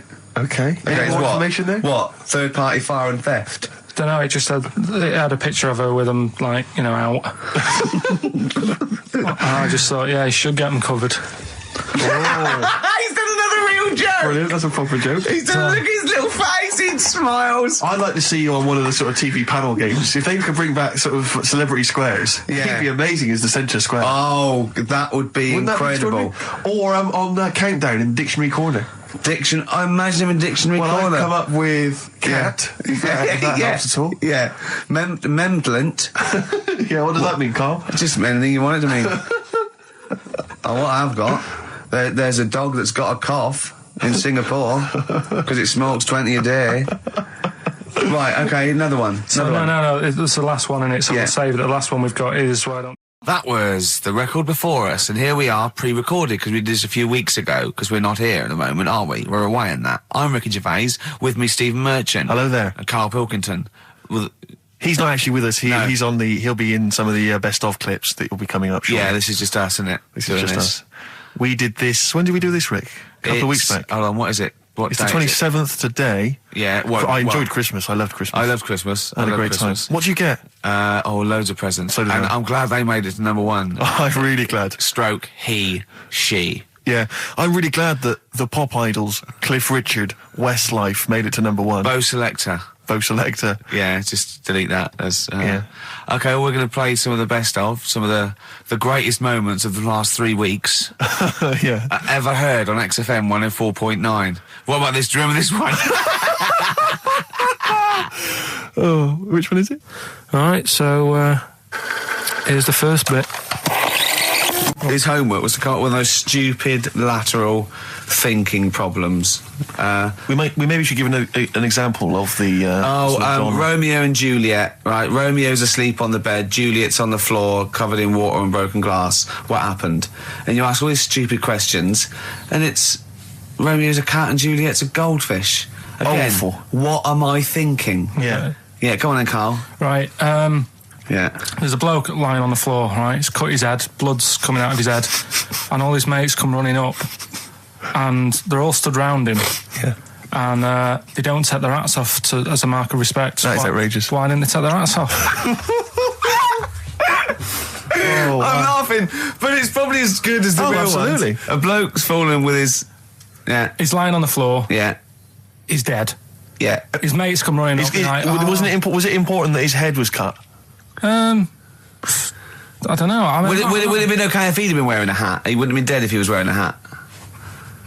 What's your answer? No, you're meant to answer questions. You don't just go, what's your answer? You say, where's the turns? And you go, no, and I have to guess. It's obviously like sort of motorcycle stunt team or a parachute. Why didn't they take their hats off? Because they're probably still on the motorbikes or something, or... Well, yeah, but if you mark a respect to someone, you could take your helmet off. I'm getting angry. What? They're parachutists. Why can't they take their helmets off? Because they're coming down from the sky. But he's on the floor dead. Well, yeah, they can look down and see him on the floor. Are they on the floor, Carl? They're on the floor as well. They're walking, are they? Yeah, well, they sort of stood there looking at him. They're stood there. Yeah. They're stood on the floor looking at him. They're soldiers. Why? But why? Because it might be in a battle zone. They might have their helmets on, and he's been shot in the head. No. Well, that does work. You see, this is my point. That one works. That one works. Unless you've given us a piece of information where that doesn't work. What's the difference? Why is yours different to he's been shot in the head in the trenches and they're looking at him and they keep their helmets on? I just don't think it matters as much. If they're in the trench, they're already guarded a little bit. So they could take their hats off. It's the best mate, for God's sake. Okay, who's dwelling on this? Are they normal hats? What kind of hats are they? The answer. No, don't get ratty. What kind of hats are they? Baseball hats? If I told you what sort of hats they are, you'd have the answer. Wow. Okay, I've got to guess what sort of a hat it is then, have I? Right. Is it a trilby? No. Is it a bowler? I know what it is. What? They're spacemen. No. Oh, that's a good That one. one works as well. This is my point. I like that one a lot. It works. He's fallen on the moon, and not that the moon happened. It was set up, wasn't it, in the studio? We know that. Yeah. Okay, Carl. What's your answer? Builders on a building site. Why is that different to soldiers? Because bricks don't fall in wars. But bullets fly. Right. Let's play a record and we'll come back to it, Carl, while you think about what you've done. Oh, yeah. You've embarrassed Let's play yourself. some classic Suede. Yeah, and this is for David and Kieran, I think, who wanted a bit of Butler. What do you make of the first genetically modified baby? Oh. Are you worried about this? Do you know what did they do? What? Let me see what it says here. Well, isn't it just choosing the, eye colour? Well, this is the concern, isn't it? That in the future you'll be able to decide whether it's a boy or a girl, how intelligent it is, what it looks like, is it handsome, is it ugly? Obviously, no one will choose an ugly baby, and so on and so on and so on. And so it means that where will it lead? Where will it end, Carl? Are you concerned? I've thought about this a lot. What will us three look like in the future if they're being, genetically modified, beautiful people? What will we be like? How will we be considered in society? Yeah. But we've talked about this before, haven't we? About the cloning thing. Yeah, that's a bit weird. Yeah. But I don't think it matters, because at the end of the day, right, you might look like some other kid, but it's the way you're brought up that will change your features and the way you are, your personality. If you lie, you get a long nose, don't you? Well, no, but listen, right, because I remember when we, I was growing up on this estate. This is going to be good. Go on. No, it's not. It's just an example of how this doesn't work. Go on. So we don't need to worry, sort of thing. Sure. Right? Okay. So I'm growing up on this estate, and there was this woman about 4 houses down, right, who's a bit rough. All right. Didn't fancy her. Oh God, no. Right, but she had a baby. Well, tell me about her first. I'm interested in this woman. Why was she? It was a very. So like being a man in a dress. I mean, I didn't grow up in a posh house or anything. And I'm not saying that if you live in a bit of a rough house, you're a bad person. What did she look like? But anyone can tattoos, clean up. Looked like Tony Green with a fag on. They didn't clean up much, right? Oh. Which, even if you've not got a lot of money, you can still try and make the place look nice. Yeah. Right. But she didn't, and a kid used to take a horse into the house. Sorry. Whoa, Neddy. What do you mean a kid used to take a horse into the house? Where did he get a horse? Must have nicked it from somewhere. Must have So you've seen a horse in it? No. What, is that from outside the saloon round the corner? Yeah, was it just tied up with a bit of lettuce? Right. Oh, that's great. Did Big Jake come looking for it? I'd been out. Oh. Sorry, let me get this. This was before the lynching stopped or after. Where did he get a horse from? What do you mean he must have nicked it? His mum said, where'd you get that from? I bought it. All right then, but keep it out of the kitchen. I don't want you going Catlin rustling. Where did he get a horse from, Carl? And how long did he have it for? Was he leading it or riding it? Mum, open the door, I can't stop. I can't stop it. Open the patio door as well. Looks like we got us a runaway. What do you mean?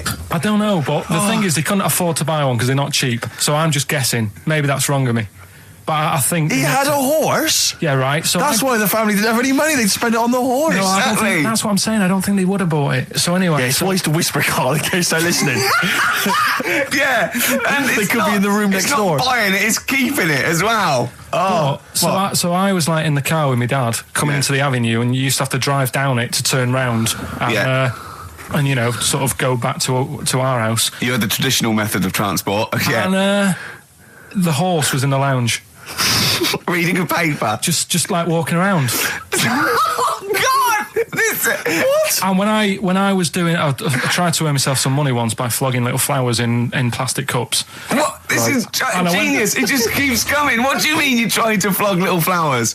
What do you mean? Wait. Let's play a record. Let's play a record and come back to this. It's always going to just unravel and unravel. It's going to go for hours. Let's play a track, deeper Carl. and deeper. It's like an onion, isn't it? We've created a whole world here where there's a man living with a horse. Just walking around the lounge. I come from the West Country. I've never heard anything like that. I just think of a big sort of like orange carpet and it's got a rediffusion telly and this horse going, I'm fed up in here. Exactly. This is really... I am not taking the rubbish out again. Yeah. Right, play a record. Let's have Velvet Underground. We've got that lined up. Oh, yeah, the classic from the first album. I'm Waiting for the Man. Let's come back to the horse in a second. Little flowers in pots. What do you mean? Go on. Talking about this the other day. What was it now? Listen, the fella. Play a listen. record. Do you want, let's just, all right. All right, no, go on. All right, he's got it now. Go on. This fella goes to the doctors, right? Oh, right, okay. Right, if this is in any way apocryphal, stupid, illogical, impossible, right, you are never, ever speaking again on radio. So make sure this is at least possible. I'll tell you what, I'll even give you improbable but possible. So if anything that breaks the laws of the universe or logic, okay, that's all you have to avoid. On you go. Right, so this fella, right, he goes to the doctors because he's got earache. Right, okay, if a chimp's living in his brain... Go on. So he's got earache, he's sat in the waiting room and his ear's all bunged up and it's hurting a lot and what have you. So the doctor comes out and he goes, right? And because his ear's all bunged up, he doesn't hear it that well, right? So he thinks it must have been me, right? So he wanders in. Keep going. Anyway, I'm going to hate this. I can just feel it in my bones. Steve, I'm going to let you take over. Okay, let's hear it. So the doctor says, sit yourself down there, right? So he sits himself down. He goes, right, take your pants off, right? So he's thinking that's a bit odd. Anyway, he heard that though. He apparently he took his tackle off. The doctor did some operation. What, there in the waiting room? No, in his office. In his office, yeah. What? Wait. So he removed what? His genitals? Yeah. In his office. Why, Carl? Because he hadn't called him in. Oh, he'd called in the bloke who wanted his testicles taken off, and he didn't do it. What? So the doctor went out and said, Mr. Jones, who's here to whip off your cock and balls just here and now, right? Bloke comes in, didn't it? It must have been me. So the bloke who wanted his balls taken off didn't say, I think he said me. So he didn't interrupt then. So the bloke goes in, he starts taking his testicles off, and he doesn't say, I'm here for me ears. What are you doing with that?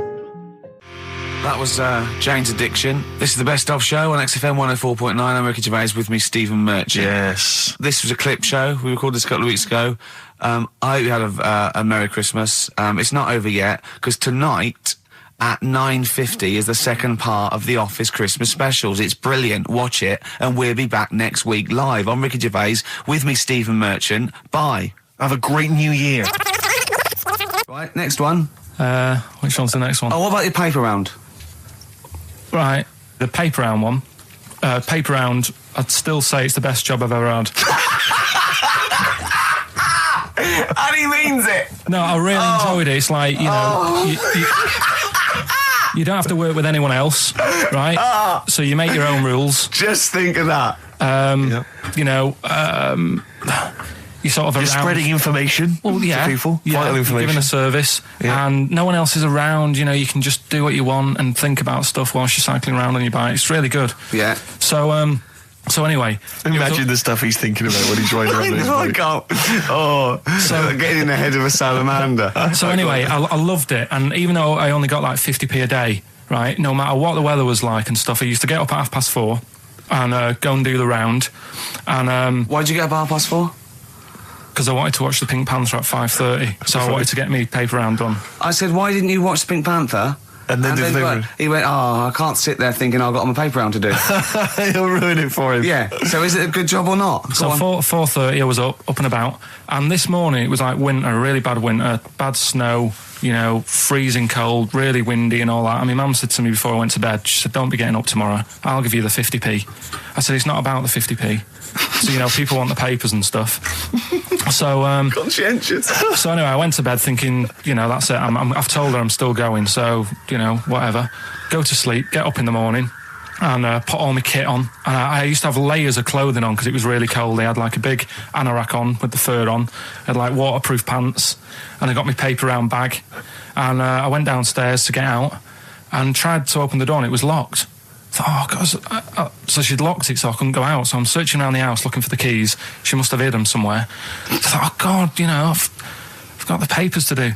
So I thought, how can I get out? So I went upstairs, climbed out of the bathroom window. God. Right, and to try and jump out of the bathroom window onto the porch. But the problem was, I had so much gear on, I was like the Michelin Man. So I could hardly move as it is. Yeah. And I'm trying to get out the window, and I'm like, trying to stretch down like that, get my foot on the porch, and my bag got caught on like the hook of, do you know, like how you have a hook so you can put the window open? Right, yeah. The little arm goes on. My bag had got caught on that. I was holding on to the wall and my foot on the thing, so I couldn't sort of pull it away in case I pulled it away and then fell on my head. Yeah. So I'm stuck there. Dangling. My dad comes back from working nights. Yeah. He thinks I'm a burglar. Gets out his gun. So he's shouting and stuff, going mad and going, Dad, it's me. And he had to give us a hand using a... He's heard that wily trick in Manchester before. He had to help me using a washing prop thing, a big stick. What did he do? Well, he said, just hold on for your dear life, and I'll sort of push the paper bag off the hook. Why didn't he go upstairs and sort it out? It was at that point where I was in the middle. There was nothing you could do. Do you know what I mean? It's at that point where you've just got to make a decision. Yeah. And by the time you go upstairs, who knows what might have happened? Sure. Do you know what I mean? You've got to act there and then, not messing around. Yeah. So and you could hear downstairs, now here he is, the Pink Panther. Yeah. Dad! Hurry up! Panther, ever so pink. Oh. So that was close to death, because I must have been about 30 foot in the air. So, to cut a long story short, he gave me about 4 or 5 near-death experiences, and he went, and the whole point of this, he went, so that's why I think I'm going to die of something horrible, like cancer. And I went, why? He went, right, you ready for this? Yeah. He said, well, I don't check my balls. Wait. He said, I don't like the feel. Carl, always check your balls. Do you I check don't like the feel. Why don't you like the feel of your own balls? They just... I mean, you know that I don't like bodies anyway. Right. Do you know what I mean? It worries me a bit that you've got all that going on in your body, right, and your skin's keeping it all in place. Stop. We're going down a whole other avenue of discussion. Let's play a track, let's come back to it. An email from Suzanne talking about your tea that night. Was Suzanne out on Wednesday night? Was the an England game or something? Yeah. So you were alone. You were home alone, were you, Wednesday night? Yeah. Did you enjoy your meal? Was it a quiche? Go on. Right. From Suzanne to Karl. Take the quiche and put it on the baking tray. Cook for 30 minutes on 190. Take lettuce and put on plate. Take 3 tomatoes, wash and chop into quarters. Place on lettuce. Take an avocado, chop in half. Remove the stone. Peel skin and slice. Place on salad. Put salt and pepper on and a dribble of olive and balsamic vinegar dressing. Right? In brackets, small bottle behind the cafetiere. Right, in case he's reaching for bleach. Yeah. That's it. Should have put everything else away. Right? Then sprinkle a smidge of parmesan on top. Remove quiche from oven, cut into quarters and put on plate. Eat. Oh, wow. Does she have to do that every single time she's out? No, it's just that I'm not that good at cooking, right? And to be honest, that was a lot of hard work. I didn't bother warming it up. And I did without the avocado. Why? Too much messing about. He didn't even do that with instructions. It was too much. But yeah, I'm not that good at cooking. And That's not cooking though, is it, Karl? That's heating up a slicing. quiche. That's cooking it is making the quiche. Yeah, but I'm just. Could you have figured that out if she hadn't left that note for you? Why does she have to tell you what the olive oil and balsamic vinegar was? Because I've put sort of cooking oil on my food once, and I said, oh, it's a bit. He's ever since, right? Years ago. I'm gonna die. Years ago, leaving Mr. Magoo at home. It was ever since I put sausages in the toaster that. What do you mean? I nearly set the flat on fire. Because do you know, like when you're grilling food in a pan and all that? Yeah. Sort of sausages spit and it goes everywhere, doesn't it? And it makes everywhere greasy. In the toaster. So I thought, well, just want to warm them up. Yeah. Put them in the toaster. Yeah. What happened? And she sort of caught. Well, they got stuck and they got caught on fire. I imagine. She came in just as I was sort of plunging it, and Matty came in from work. She said, "What are you doing? I said, I'm in sausages." Well, the oven isn't on. I know they're in here. What? You turn it off? Panicking and that. But I've never been into it. I've never been into cooking and that at school and stuff. I didn't bother doing it. Oh, every time Suzanne comes home, she must think, please be the house still there. Yeah. Please not let me hear a fire engine as I come round this corner. Oh, God. She comes and goes, oh, God, thank God. I bet she's always happy to see you when she gets home and you haven't burned the place down or introduced some howler monkeys or something. Unbelievable. What I find extraordinary is there are people who are in sort of care in the community who don't need instructions on how to prepare food. Oh, they do. They can do it. Yeah, you show them once. Yeah, they do. Whatever you do, don't put sausages in the toaster, Johnny. Do you know what I mean? Yeah, and they've learnt it. They don't put sausages in the toaster. Yeah. What did they put their fingers in? But, yeah. Rick, I had for Christmas something which I think might excite you and interest you, because I know you're obsessed and interested by facts. Yeah. Don't fiddle with the microphone. Well, I was just looking at what it was underneath it. So this is a book, it's just facts and trivia. It's edited by Sir Isaac Asimov, who I think's dead. So I don't know when my parents bought this book. I assume it's sort of from a second-hand shop or something. Right. It's quite long, but I got it for Christmas. I keep meaning to bring it in, because generally the facts are quite sensible in here. And I like to think if Isaac's been involved, they're probably substantiated. It's not like kind of just this nonsense on the web. I think that this is probably... Or up in Greg's the Baker's that Karl gets most of his facts from. The ancient Egyptians trained baboons to wait on tables. Karl, fascinated. Brilliant. That's fantastic. But what my point about that is, why did they stop? Yeah. That's a genius idea. Would you not want to go to a restaurant where they had baboons serving? No, I'll tell you what happened. It might have been like the Planet of the Apes and they sort of rebelled. One of them could talk. One of them could take his order. And one day went, do you want fries with that? And the bloke got really annoyed and said to answer him back. And then there was some sort of rebellion. Right. The Planet of the Apes isn't true, is it? It's not a documentary. Right, okay. I wonder, because what I like the idea of having baboons is the fact that I reckon they're... Like, I have difficulty, and I'm sure you do, Karl, like working out that sort of 10%, on a bill. Yeah. I reckon baboons would find that particularly hard. I recken you could get away with under-tipping them all the time. Yeah, exactly. Just not leaving enough and just legging it. Exactly. They go away and you go, sucker. Yeah, exactly. So I'd love to see some baboon restaurants. If there's any restaurateurs out there, so Terence Conrad or someone. If you do go to a restaurant and you've been waiting on those, please don't order the banana daiquiri, because it comes half-eaten. They can't help their little selves. They really can't. They're okay with, beef and steak and chips and all that. But there's a little bag. I go, do you buy? Can you imagine that? The baboons serving at waiting tables. It's genius. Just stop to think about that. It's absolutely incredible. Yeah. It's absolutely dynamite. Yeah. See, zoos would be a lot more popular if there was like the canteen and you could go. If they were serving tickets to two. Exactly. One child. Okay, go through there. Okay. I think they should do other things, like in the Flintstones, they used to mix cement in that bird's kind of pelican. Yeah. We should start doing that again, because that also happened in ancient times. Yeah, exactly. According to the Flintstones. Yeah, before they had proper cement mixers, that's what they did. That was how they did it. Definitely. Karl's all flustered because there isn't a record set up, and he's getting all tizzy. He's been more worried about his competitions than sorting out putting records on ready. What? I'm after Steve's Song for a Lover. Well, I'll tell you what. Why didn't you carry on with your educating Ricky section? I'll have a look on the We'll keep it going, Steve. Yeah, go on then. Right, okay. We've had a few emails. Anyone got it right, Karl? Anyone got it? Educating Ricky. That's the final one. We got to get that out of the way. We got to get Rockbusters as well, though. We can do that at the end. We can win. Go on then. But we've only got 5 minutes left. Come on, just do Educating Ricky. Right. God. The last one that we haven't done Right. is he's a bit of a nuisance. Go on then. Again, not really that interesting. Thanks. Telling you this one because Come on! To be Just honest- do it, or do it now! Steve, how we doing? Look, no, never mind that. Look, just tell me what that means. Oh, he's a nuisance. Oh, this is so annoying, Carl. I'm going to go mental. Right, Talk. Right. Listen, I'm just putting Right. this in here. Right. Right. Nuisance is a bit of a nuisance. Yeah. Apparently, the old fella who used to hang people. 1800s. Yeah. He used to be able to tell somebody's weight just by looking at them. Right. That's a bit of a bonus fact. We'll be the judge of that. The thing that I wanted to tell you is money for old rope. Do you know what I'm saying? I can't even be bothered. Yes, you're going to tell me now. Come on, Carl. I mean it. Basically, money for old rope came from the right. What was all that about? He can tell someone's weight. What was all that bonus for? fact. And blind blessed shitting himself. What are you? What? Look at you.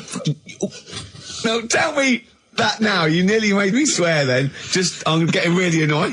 I'm getting really annoyed now. Tell me this back, Carl, or I'm going to go mental. Come on, Carl, time's running out. More that people years ago, when people used to be hung, right? Right. If you didn't like the person who's been hung, you'd go, God, I really don't like him, and so you never forget the Because time. even when if they're being hung, we take that as read. Yeah. So they never forget afterwards to get the hangman to get the rope and to cut it up into little pieces, and he'd sell them. He'd sell the little pieces of rope to people.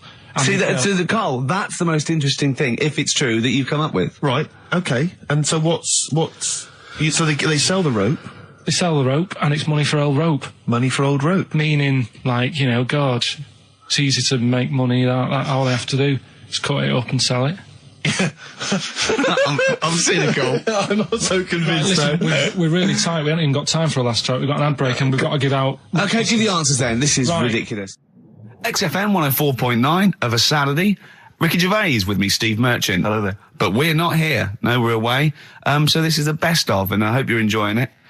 We certainly are. Right, is this talking about diets and stuff, right? Go on. They've come up with a drug that they tested it out on a mouse, right? They said, it's a problem that weight is a big issue in the world, and, a lot of people are depressed, and that probably like Rick Waller. Well, I'm right? depressed looking at Rick Waller. Well, Oh. I mean, you could sort out Rick by, Jono is an old man, he's got loads of money. He's not old. No, but he's getting on a bit, right? He's about no, but my hang on a age, minute. you- What I mean is he does his own shopping, right? So I bet it's Sorry. hard. What do you mean? Because he's like, how old is he? 35. Right? He's got loads of money. He does his own shopping. So when he goes to the supermarket and he passes, the sponge cake section, it must be tough when you've got loads of money to burn that you go, oh, just one more. Yeah. One more. Look, sorry, we are getting close to libel here, I think. No. But I'm saying how it is because Right. I've tried losing a little bit of weight. Have you? And it is difficult when you're in Waitrose and you see a little chocolate muffin and you think, well, one more and I'll do without. Do you like a little chocolate muffin now and Well, again? yeah, right. Is that your favourite thing? So the thing chocolate is- and Let him muffin? finish his point. So the thing is, right, now with Rick, he lives at home with his mum. So why doesn't his mum just say, I'm going to buy less this week, and if you eat it all, you're not getting any more? Yeah. That sort that Does out. he live A with his short, mum? sharp shot. I bet he does.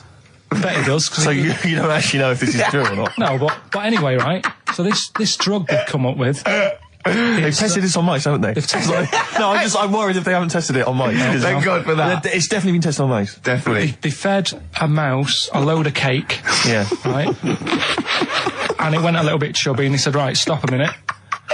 And then they gave it this drug that makes you lose weight. Yeah. And its weight went down, but the only bad side effect was its eyes were popping out. Well, that seems to be fine then. Let's give it to Jono. There doesn't seem to be any problem. Oh, with let's that. Rick should get some of that. Hey, Struth, Doc, look at these. Oh, Jesus, Jono, your eyes are popping out. That happened to the mice. Sorry? That happened to the mice. But what would do you mean? That's the option. It's What do you mean because- that's the option? So I love the fact that your choice is either be like a fat, happy man who has the odd sponge cake, or a stick man with eyes on stalks. I mean, Steve's chosen that. All right, calm down. Oh, sorry, I thought we were mate. slagging off Rick Waller and Sorry, fat mate. people. Sorry, Let's mate. have a go at the fat people before we start sorry. on me, Rick. Yeah, no, I didn't. I You know forgot. what I mean? It's like... Yeah. Because I got some issues and body issues. I know. But Rick Waller's grotesque, you know. Yeah, sorry about I'm that. just a little bit weird. I mean, do you know what I mean? Yeah, should we play a song and... Well, I'm sort just of- a little bit offended. That's upsetting. So we just had a text here that says, and I don't know what truth there is in this, as ever, but John says there is apparently a nude bike ride today in Hyde Park. Now, I can't believe that's the case, because I don't think it's allowed, is it? You can't ride around with your I don't veg, know. can you? I don't know. Why would you want to? Well, good point. On a bike? On a bike, I like the fact that that's what disgusts him.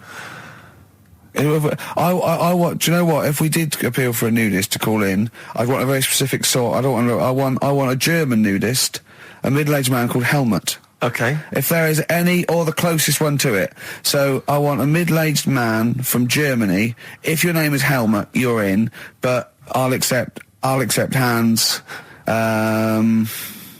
Carl would be good, Okay. wouldn't it? All right. Yeah. I think I'm wondering if the age might. Maybe we could we broaden it out Okay, a just little bit? a German nudist bloke. Right. Can he at least be fat? Can I find a fat German fella? If your name's Helmut, we're going to give you a big prize. Yeah. But, you know, any fat German fella who likes to get his sausage out. Sure. Okay? Okay, sauerkraut. Yeah. What's the phone number? 0871 222 1049. It'd be good just to get an email or a text with a contact, wouldn't it? And then I can just call them up in the week. Sure. And 83936 is the text number. I don't know what our audience demographic pans out like, Rick, but I'm suspecting that's probably a fairly small fraction of our listenership. I know, but, you know, fat there must be German someone out there. If you nudists. know a fat German who likes to get his tackle out, phones are going. Phones away, going. straight away. Just answer it, Carl. Just answer it. Just pop that. it could be anything. Well, just No, see could what be- it To be is. fair, it could be a nutter. It could be a nutter. But just say hello. Just tell you it's not If straight away. important, he'll stay there, won't he? He'll stay there. We'll answer it. Let's Answer leave it. Leave it. Answer it. Oh, you see this? It's gone. It's gone. There you go. He bottled it, so just as well. Well, you took too long to answer it. There's a didn't you? vicar in Australia who started sort of doing his services and all that in nude. Hot in it though out there. Yeah, Where'd but you get the churches aren't. Churches are pretty cold. It was on some website. Of course just, it was. Yep. Just saying about a vicar and that who's there's a lot of nudists and that who want to get married. Do it, you know. Don't mess about with the wedding dress and that. Just snip up. Cheaper, isn't it? Well, I also suppose it's so. I suppose if you believe in God, you believe that that's the way to be in it. Because Adam and Absolutely. Eve and that. Yeah, but then in Adam and Eve, the shame made us dress up, didn't it? Yeah. Eating the apple and things. Yeah, but God didn't want that, did he? No, he wanted to see it all. He was loving it. He was having a whale of time getting a life full of all of that, and then the snake said, snake. cover yourself up. Stitched him right up. Just like, for example, that's why your balls are on the outside. Because the cells have to be a certain temperature to survive. I don't know if it's the sperm or Sertoli cells, but they have to be a couple of degrees below body temperature. Otherwise, they'd be in a nice cage and we wouldn't get kicked in the nads. What do you mean? That's why your testicles are on the outside of your body. They have to be a couple of degrees below body temperature. Yeah, but it's not. That isn't why they're there. You see, this is like the chat we had last week about the giraffe having a long neck. What do you mean? They're there because that's where they happen to be. They didn't go right. Well, that's what evolution is. It's a selection process. It's not a will. The balls didn't say, look, I'm too hot, let's get us outside, let's get outside of here!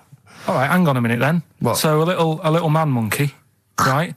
Theirs are in the same place as ours. Yeah. But they're walking around naked, so it could be anywhere. They could be like on the back. It doesn't matter where they are. They call it, well, they could be on the back, yeah. So why aren't they? This is a completely different... Steve! You started it.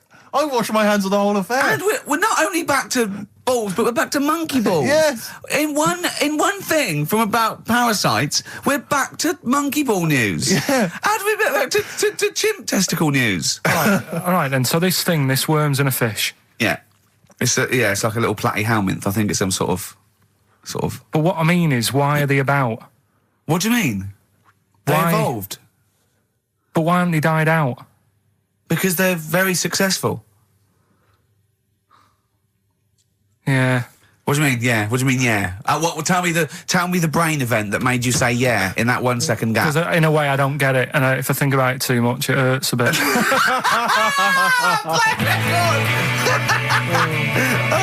They've just been around for years, Carl. Yeah. Like Cliff Richard or something like that. Yeah. The other one, right? A bloke, right? He's on a train station, and I say I heard it. He's waiting for a cruise station, whatever, and he shits himself. As you do. And so he goes, oh, my train's in 5 minutes. So he runs across to Millets and goes, quick, Levi's 36. The bloke just puts it in a bag. He runs onto the train. He goes into the toilet, takes his trousers and pants off. He's soiled. Yes. Throws them out of the window. I won't be needing those again. Cleans himself off. Open the bags. It's a jacket. Oh. No, he didn't have them, Carl. At what point did he go into it and go, quick, Levi's 36? And the bloke went, sorry, Levi's 36, what, a pair? No, shall I wrap them? Them? It. Shall I wrap? Just wrap whatever it is. Do you want to look? No, I'm not looking when you're putting it in the bag, please. Right?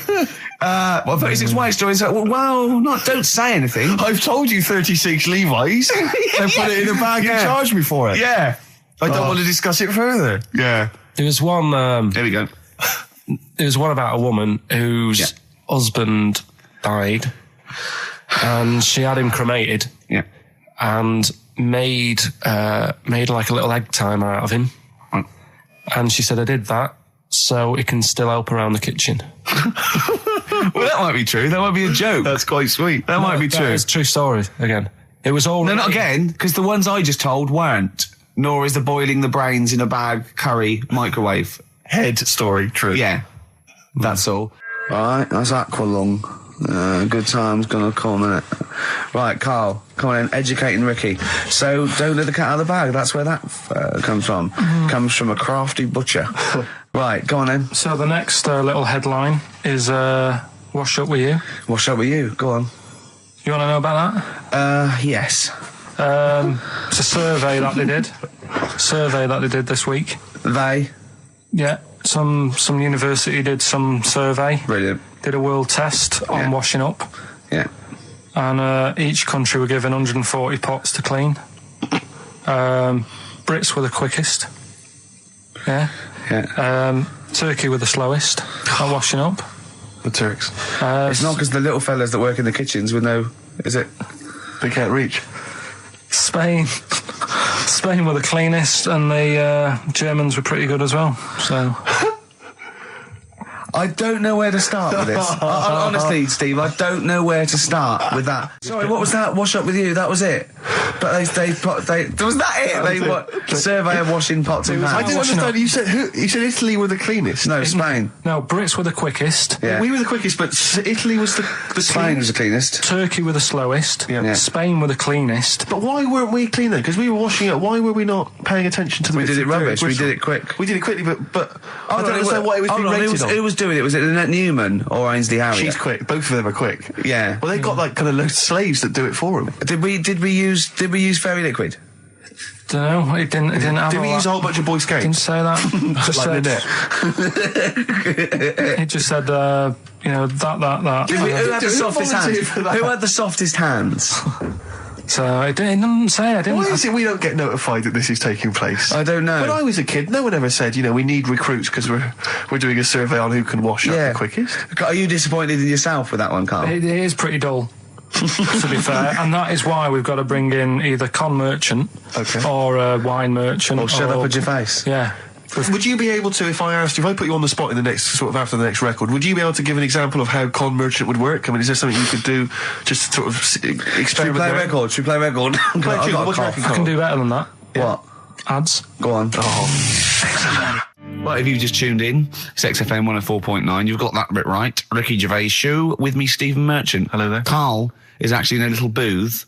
We're not in the studio, you see. This is pre-recorded. We recorded this last week because we're away. And it's sort of like the best of the last 3 weeks since last time we were away when we put out the best of. What was that one you told me about with the porn? That was a good one. Oh, this was fantastic, right? Right. There was this. Sorry, can I just check now? We're just remembering classic episodes of the Tales No, Unexpected this is important. Well, I saw one right. I saw one on Tales Unexpected, right, and it was these two gents. What they used to do, they look down the obituaries and they'd blackmail the wife or the son of a dead eminent person, like might be a priest or a doctor, like that, and they'd go and they'd say, he bought some erotic stuff from us before he died, and he owes 100 guineas and all this sort of stuff, and they'd pay up because it'd be so embarrassing. They just didn't want them, so they'd just pay him, right? And this one bloke said, who are these people? I'll meet with them. And he goes round there, and he goes round, and they go, your father, he goes, my father could not have bought any erotic material from you. They did it, he goes, he couldn't have, he's blind. Right, and that was the twist. And Karl went, so it was magazines, not videos then. Yeah. Now think about it, Steve. Is that so stupid? Well, presumably it was set in olden times because people, professional pornographers don't tend to call it, erotic material. Yeah. They tend to call it, juicy jugs or whatever. But more than that, I don't understand how a video is going to be any use to a blind person either. I know that you can hear the sound, Karl. Look at him nodding like he's caught me out. Yeah, what sound will you hear? Do. Your meter needs looking at? Yes. Cut. What's then? What's that? Then it's just noises, occasional groans. Yeah. Right. You could listen through the wall at your neighbours. He does. I mean, that's why I save a lot of money. But I thought you were going to point out, Karl, that they could have had a Braille porno. Now, have you thought of that? Look, feel the lumps on that. Exactly. Think about it, Karl. Think about it. You're excited now. Yeah. Your girlfriend's away, Karl. Yeah, the cheese grate has only entered the cupboard. No, she's a good-looking lady. I used to sell mackerel. Did you? Yeah, I had a pet magpie. Did you? Called Maggie. Oh, pet magpie. You mean you captured it and didn't let it go away? Yeah. Can't have a pet magpie. But then it got really vicious. I mean... Well, it was right, let me go. What do you keep it in, a rabbit hutch? No, it flew around, but it used to just, come to me all the time. But then it started pecking me head and stuff. That's not a pet magpie. That's a bird in the garden. No, but I could actually... I could hold it and stuff. It wasn't scared of me, and it knew it was me. It used to come down from, the top... It hated you. That's why it wanted to peck you. Is that... And the other thing... I always remember being younger and walking through the woods to school with my mum, and I was chasing a butterfly, and she said, "Oh, don't do that, Karl." And I said, "Why?" She said, "Because they only live a day." And I said, "Oh, all right, I'll get a dead one in the morning." That's genius. That's great. That's quick thinking, isn't it? Oh, that's sweet. Let's play a song. XFM 104.9. I'm Ricky Gervais, with me Steve Merchant, Karl Pilkington. Steve. Well, we were talking about the news just now, and there was a story I heard in the week. I think it was on the radio, and I don't know all the details, but what I heard was that a number of, I think it was Falkland, maybe Gulf War veterans were, I think, suing or complaining to the government because they wanted compensation for post-traumatic stress disorder. Now, I don't know all the ins and outs of it, but it seems to me that if you're in the army and you're a soldier, a certain degree of trauma is kind of inevitable. I mean, after all, if you're any good at your job, you are going to see people getting killed. So I don't understand what the ins and outs of it are. I don't know why. When he came back and Tony Blair met him and go, all right, well, not really, no. Go on, what's the matter? Well, there was people shooting at us and everything. It was all muddy. Well, calm down, don't cry. Well, I will cry. There was a drill sergeant just kept shouting, saying, "Look at you, stupid boy, where's this gun's not clean?" I just cleaned the gun and it was fine, and now he's telling me to clean it again. Yeah, and the boots, they were shiny. Fine, he was he's got to do that, it's more distant. His neck was as big as his head. Well, yeah, but you don't know what they, I don't know what the ins and outs of it are, but... what you got to do is make sure you know what you're going into. That's what I do. You got to check the small print. So if I was, going over to the Falklands or, the Gulf, I'd put my hand up and go, will it be horrible? I go, you know, yes, will it be horrible? It will be horrible, yes. It will be horrible. There will be shooting and lots of death and everything. I go, right, I'm not going to go. And I go, exactly. Okay then. Okay. That should be fine, yeah. Should be fine, yeah. Just like that. Is anyone else scared about this? Pretty much all of us. Okay, then we won't send anyone then. Exactly. My brother went into the army, right, because he couldn't get a normal job. And my dad said, if you don't get a job by such a date, that's it, son, you're going in the army. And so when was the Falklands? Was it about 81. Right? And he joined back in like 81 or something. And I don't know, he was in Aldershot or something. Oh, yeah. And he wrote back to my mum saying, you know, a bad time to join, bad time in this. So she wrote... What bad time to join? That's so sweet, Carl, isn't it? That's like, dear Dad, yeah, well done. Don't know if you've noticed. Yeah, I was on the dole, that's for sure. Thank you for joining a month before the Belgrano. Anyway, go on. My mum called up, spoke to the sergeant and said, can you leave him out of this one? Can you leave him out of this one? What, the Falkland War? He's only just joined, and she called him Chuck, which he got done for. Like, she's one of them, I think it's a northern thing, like saying, how are you, Chuck? Yeah. And she called the sergeant Chuck, and the sergeant said to like, my brother, your mum, you know, she's called up and asked if you can not go, which, of course, you know, I mean, we'll see how it goes. But can you tell What her? do you mean? Why did the sergeant even entertain this? Well, Pilkington, come here. Your mum's been giving me a bit of earache. Now listen, tell her I've told you, but can you call her, because she called me Chuck and everything. Can you call her and say you don't mind? Well, not really. Oh, please, because I've promised her say you want to go. No, please, say you want to go.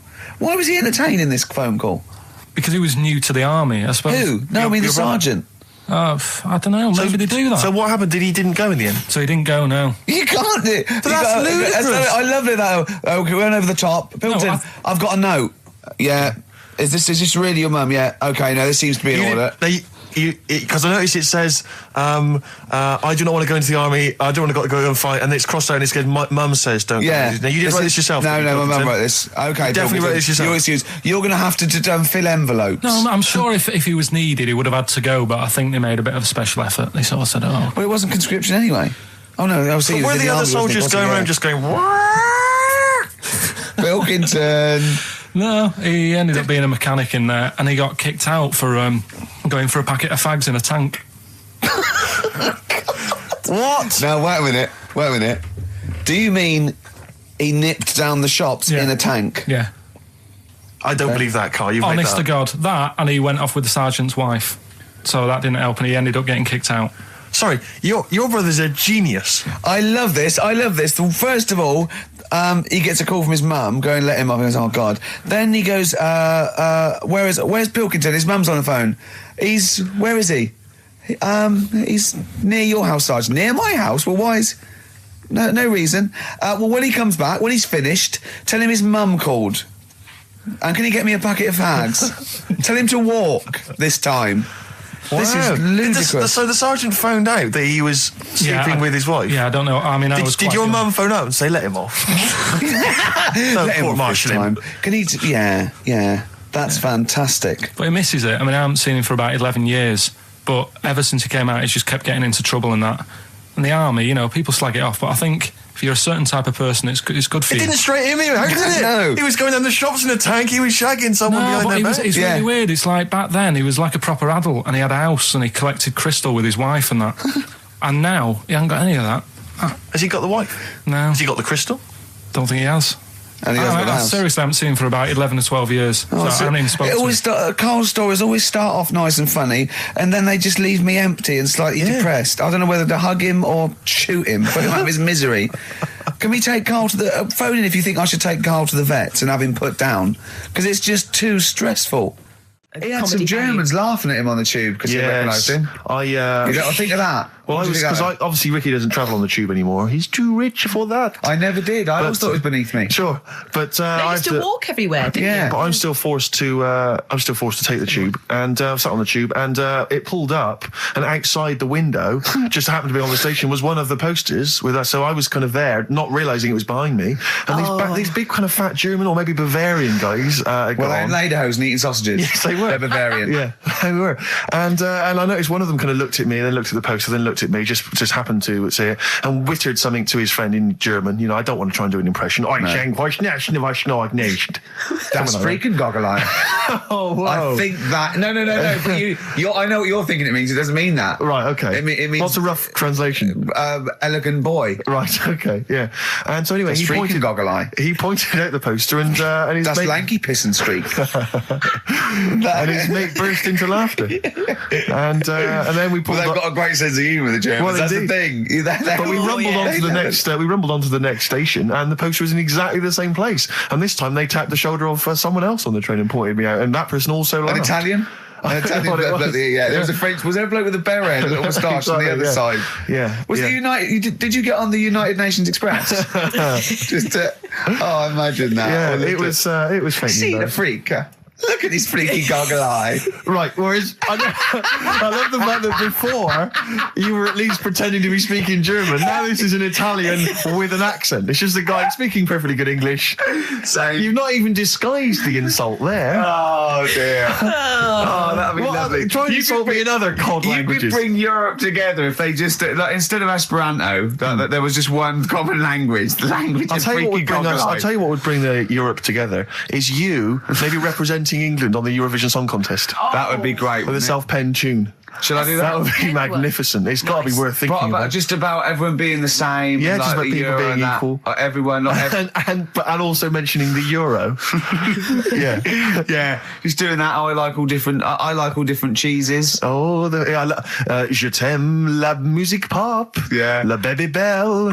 Et le cheddar. I mean, I'm not fluent French. Le grand fromage. Yeah. Oh, it'd be lovely, wouldn't it? And they'll all be there, all in their different. Well, every line uniforms. could be maybe in a different language. Yeah, and what would I wear? I'd wear sort of like a kilt. You'd wear a kilt, but you'd also have on your head one of those kind of big, what are they called? Those big furry hats that beefeaters or whatever wear. Yeah, one of them. Is it kind of a busby or something? A busby? Yeah. Wear one of those, or maybe a policeman's helmet, That'd be Bobby's good. helmet with the kilt. Yeah, you'd have the clogs. I'd wear the policeman's helmet under the kilt, so they just thought I was really enjoying the show. Yeah. Good idea. Hey? Excellent. I think we talked for about 3 minutes without having to mention some kind of genitalia. We should celebrate by playing one of my tunes of the year. Really? What one is it? U2 Electoral Oh, Storm. I know you're a big fan. I know you're a good big fan. choice. Well done. Cheers. All right, this is Karl, the producer of Ricky Gervais and Stephen Merchant on XFM 104.9. We're playing out some of the best bits. Hope you're enjoying it. Here's another one. 3 holidays Carl's had this year. Last year. Yeah. I'd love to have 3 holidays. You've got to start putting the work in I there. had 2 holidays No, there. you had 3 holidays. You went away with Suzanne and her parents. Yeah, well, that doesn't count. It does count. If you book 2 weeks off the firm, you go away and you go, how was your holiday? Go, well, it didn't really count. It wasn't a really good holiday. Can I have them days back, please? My New Year's resolution is to be nicer to you, but Well done, talk you've already sense. broken that. No, but talk sense. Talk sense. You've had 3 holidays this year, and I'm just saying, you're in your 30s now, and 30s is when you should be really putting the work in. That's true enough. To reap the benefits in your 40s, 50s, 60s, 70s, 80s, 90s, and 100. Karl, what's your New Year resolution? What about think before you speak? It's worth. See, I'm allowed to laugh. I'm allowed to laugh at things other people say, Karl. That one, that is a good suggestion. How was your holiday, Karl? It was all right. Right, brilliant. But that I don't see on the ratio of good to bad in Karl's mind. That might be amazing because we never It might hear be him amazing, singing the mightn't praises it? of anything. I'll tell you what. Can we have a cracking little tune and then come back and hear about Karl's holiday? I'd love to do that, Let's Rick. keep it tight. Love to Tear Us Apart by Joy Division. Now I can't put my finger on it, but that doesn't sound like the original, and it's off a compilation. It sounded a bit fast. I think the vocal was slightly different. If anyone can, put me out of misery, I think it might be in a session of the time or something. Karl, is it a New Year resolution for you? Another one. Maybe when we ask you to get a song, get the original single version. I could be and wrong, not some but obscure session. Yeah, it does seem different, doesn't it? Very odd. Yeah. Yeah. Maybe we just remember it wrongly. But anyway, that's XFM for you. 104.9. I'm Ricky Gervais with me, Steve Merchant. Karl Pilkington. Karl, you went to Lanzarote. Yeah. People said don't go to Lanzarote. They told you it was Lanzarote. They told you, were they right or wrong? You were right, yeah. Really? Yeah, it's a bit ropey, yeah. Is it? Why? Just, not Out there. If it wasn't for the volcano they had, they'd been knackered. That's their big draw, is it? That's it, basically. That's all they've got going for them. When you landed, was it really hot? Were you initially quite excited? You were thinking this is okay? It was warm. It's you know, we can't complain about the weather. The weather was all right. Sure. You know what I mean? That's what I went for. But it'd be nice if there just was something else. Yeah. What did you do all day then? Did you read your ritual book? No, I didn't read that. I read that book. Do you know the book that I bought? And all the chapters were messed up. Oh yeah. I bought a better version of that. All right. And I read that. Excellent. And then Did it make more sense in order? yeah, a lot easier to follow. Yeah. And then we went and had a look at the volcanoes and that. They've got 36 of them to look at. How many did you look at before you realised that pretty much you've seen one volcano, you've seen them all? Probably about 6 or 7. Really? And then when you got to the 8th, you thought, now I know what this is going to be, Suzanne. This is going to be like a mountain with a hole in the top. Yeah. Really? But it happened years ago as well. It's like, just keep a couple, fill the rest in, tidy it up. Fill the rest in! Yeah, no, Well, getting some builders. No, seriously though. Okay, 4 million tons of concrete, please. They're an absolute death trap. Yeah, what do you mean fill them in? Do you know what a volcano is? It's just a hole, isn't it? That's happened. Well, it's more than the happened back hole. It's in- more a portal to the magma in the centre of the earth. Back in 1730 it happened, and they still haven't sorted it out. Well, when you say it happened, volcanoes were made a lot longer ago than 1730. No, but the one that did Lanzarote in. Right. Sort it out. What would you suggest? How tidy can it they up. fill it in? It's joined. It's all joined. No, but what I'm And saying is, the big plates of the earth are all joined. It All was the a disaster, magma's wasn't it? joined. With the trade centre thing, that happened. They cleaned it up, sorted it out, they've moved on. That's what I'm saying. Whereas Lanzarote have just gone, leave it. It happened back in 1730. You misunderstand me. How, in the name of God, can you fill in a volcano? You ignorant twit. No, but it's not just the holes. They've actually left the lava everywhere. That's what I mean. It's not just the big holes. There's lava everywhere. But it's molten rock. They can't just pick it up like they're like a carpet. Put it in the holes. The holes are there ready. Just push it all in. That's what I'm saying. Karl, have you ever logged on to Friends Reunited? It was the site that everyone was talking about last year. No. Are you aware of the concept? I've heard about it, but there's no one from school who'd want to see it again, really. So basically, for those that don't know, you have to log on to his website, and then you can it helps you track down your old schoolmates if they've also logged on and stuff. And we took the liberty, really, of looking on the Friends Reunited site and typing in your school and trying to track down any of your old mates. We didn't get in touch with any of them, don't worry. We didn't do that. We're not going to surprise you with them now. No. But I was just interested to know, like, some of your thoughts on some of the names that I could run past you. I mean, these are people from your year. Just tell me if you recognise the names. Sarah Morris? God, yeah. Remember her? Go on, you're grinning, what's the thought? Go on. No, just, she was alright. She was a popular one. What does that mean? She was nice. Yeah. Okay. Okay, what about Darren Buckley?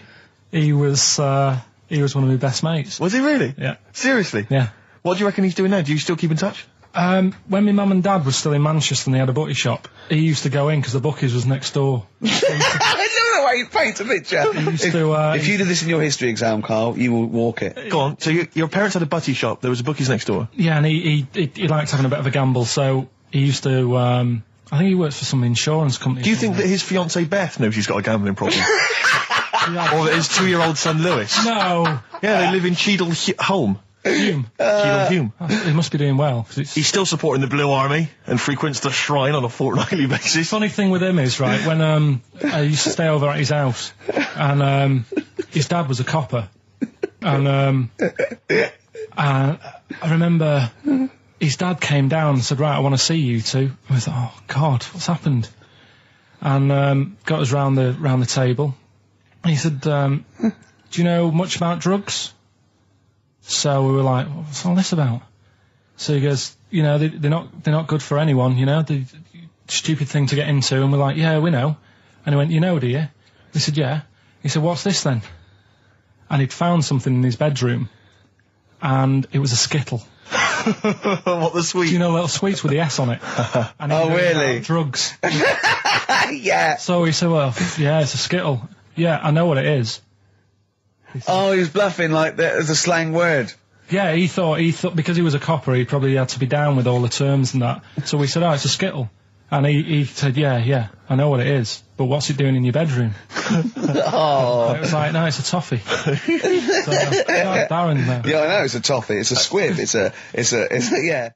Embrace, glorious day on XFM 104.9. Rick, there may be listeners tuning in thinking they've got something better to do, for instance, switching off the radio and just staring blankly at the wall for the next half an hour. But no, because what they're going to miss is our grand finale to this, which is, of course... sponsored by Lindauer's, the sparkling wine solution to a hot summer's day. Yeah. That we're going to be firing a cork. Did you just make that up? Yeah. Pretty good. Please, yeah. Good. They're going to be firing a cork at Karl's head just for the sound. I just think it's sound... Huh? It's not happening. Yes, it is. You said... No, we've said it is now.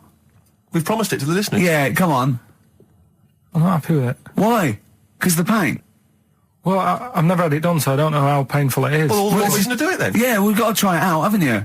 You're perfectly. It's like a little cowbell, a wood block. That's what I'm hoping for. Yeah. I'm hoping for pop. And I'm going to film it for my website. Brilliant. So go to that this week, rickygervais.com, and see Karl Pilkington getting hit. A high-powered cork coming out of Lindauer sparkling wine. Lindauer sparkling wine. And of course, if you want to send us anything in, and perhaps next week that you feel we could actually that'd be great. That's for us to do. This is like Karl. interactive because a lot of people plan the show. Like Dr. Fox plans his show. We sort of come up, we riff on the. That's a great idea. Send stuff in that we could harm Karl with. Yeah, we harm Karl. Harm Karl. We do a jingle. Harm Karl. I've always wanted one of those George Foreman grills. I've always wanted one of them. I know, but that's too much, isn't it? We could. What if we just pressed his head inside it? We'd have to put it on. Put it on. See, yeah. Just squeeze his head inside it. I've got to do that thing with a tea towel one day. You know that thing I did with a tea towel? You put a tea towel around his head, right, tie it. I put a wooden spoon in, and you only have to turn it like a couple of inches, and it kills you, doesn't it? Yeah, sure. It really is, yeah. So we'll be firing a cork at Karl's head. I'll be filming it for the website. So that's coming up brilliant. about 10 to 3. Look forward to that. Yeah. Do you know what? I'm loving this. This is my. Just being in a room with him. I just can't. I want to squeeze his head. XFM 104.9 playing Green Day. The studio's falling apart. I know, his microphone broke. I'll be honest with you, Rick, I don't know why Lindauer's, the sparkling wine, want to be associated with this shambles of a show. It is falling apart. This is awful, this studio. It's got to be fixed.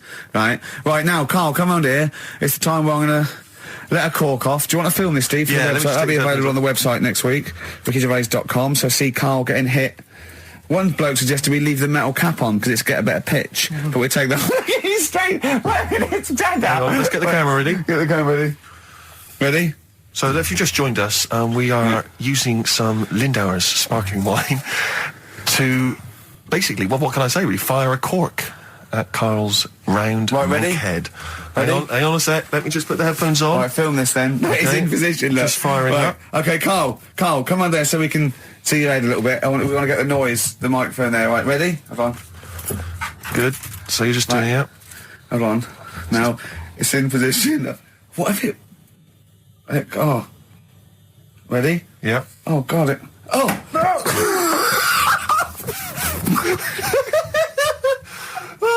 It's like Jackass. Did it hurt? Behind me. What do you mean? Did it hit you? I sort of just. It went off. It went off course. Did it? Just glanced. Did it? Right, Lindauer, you're going to send us 8 more bottles, please. Yeah, so we're going to get this right. Yeah.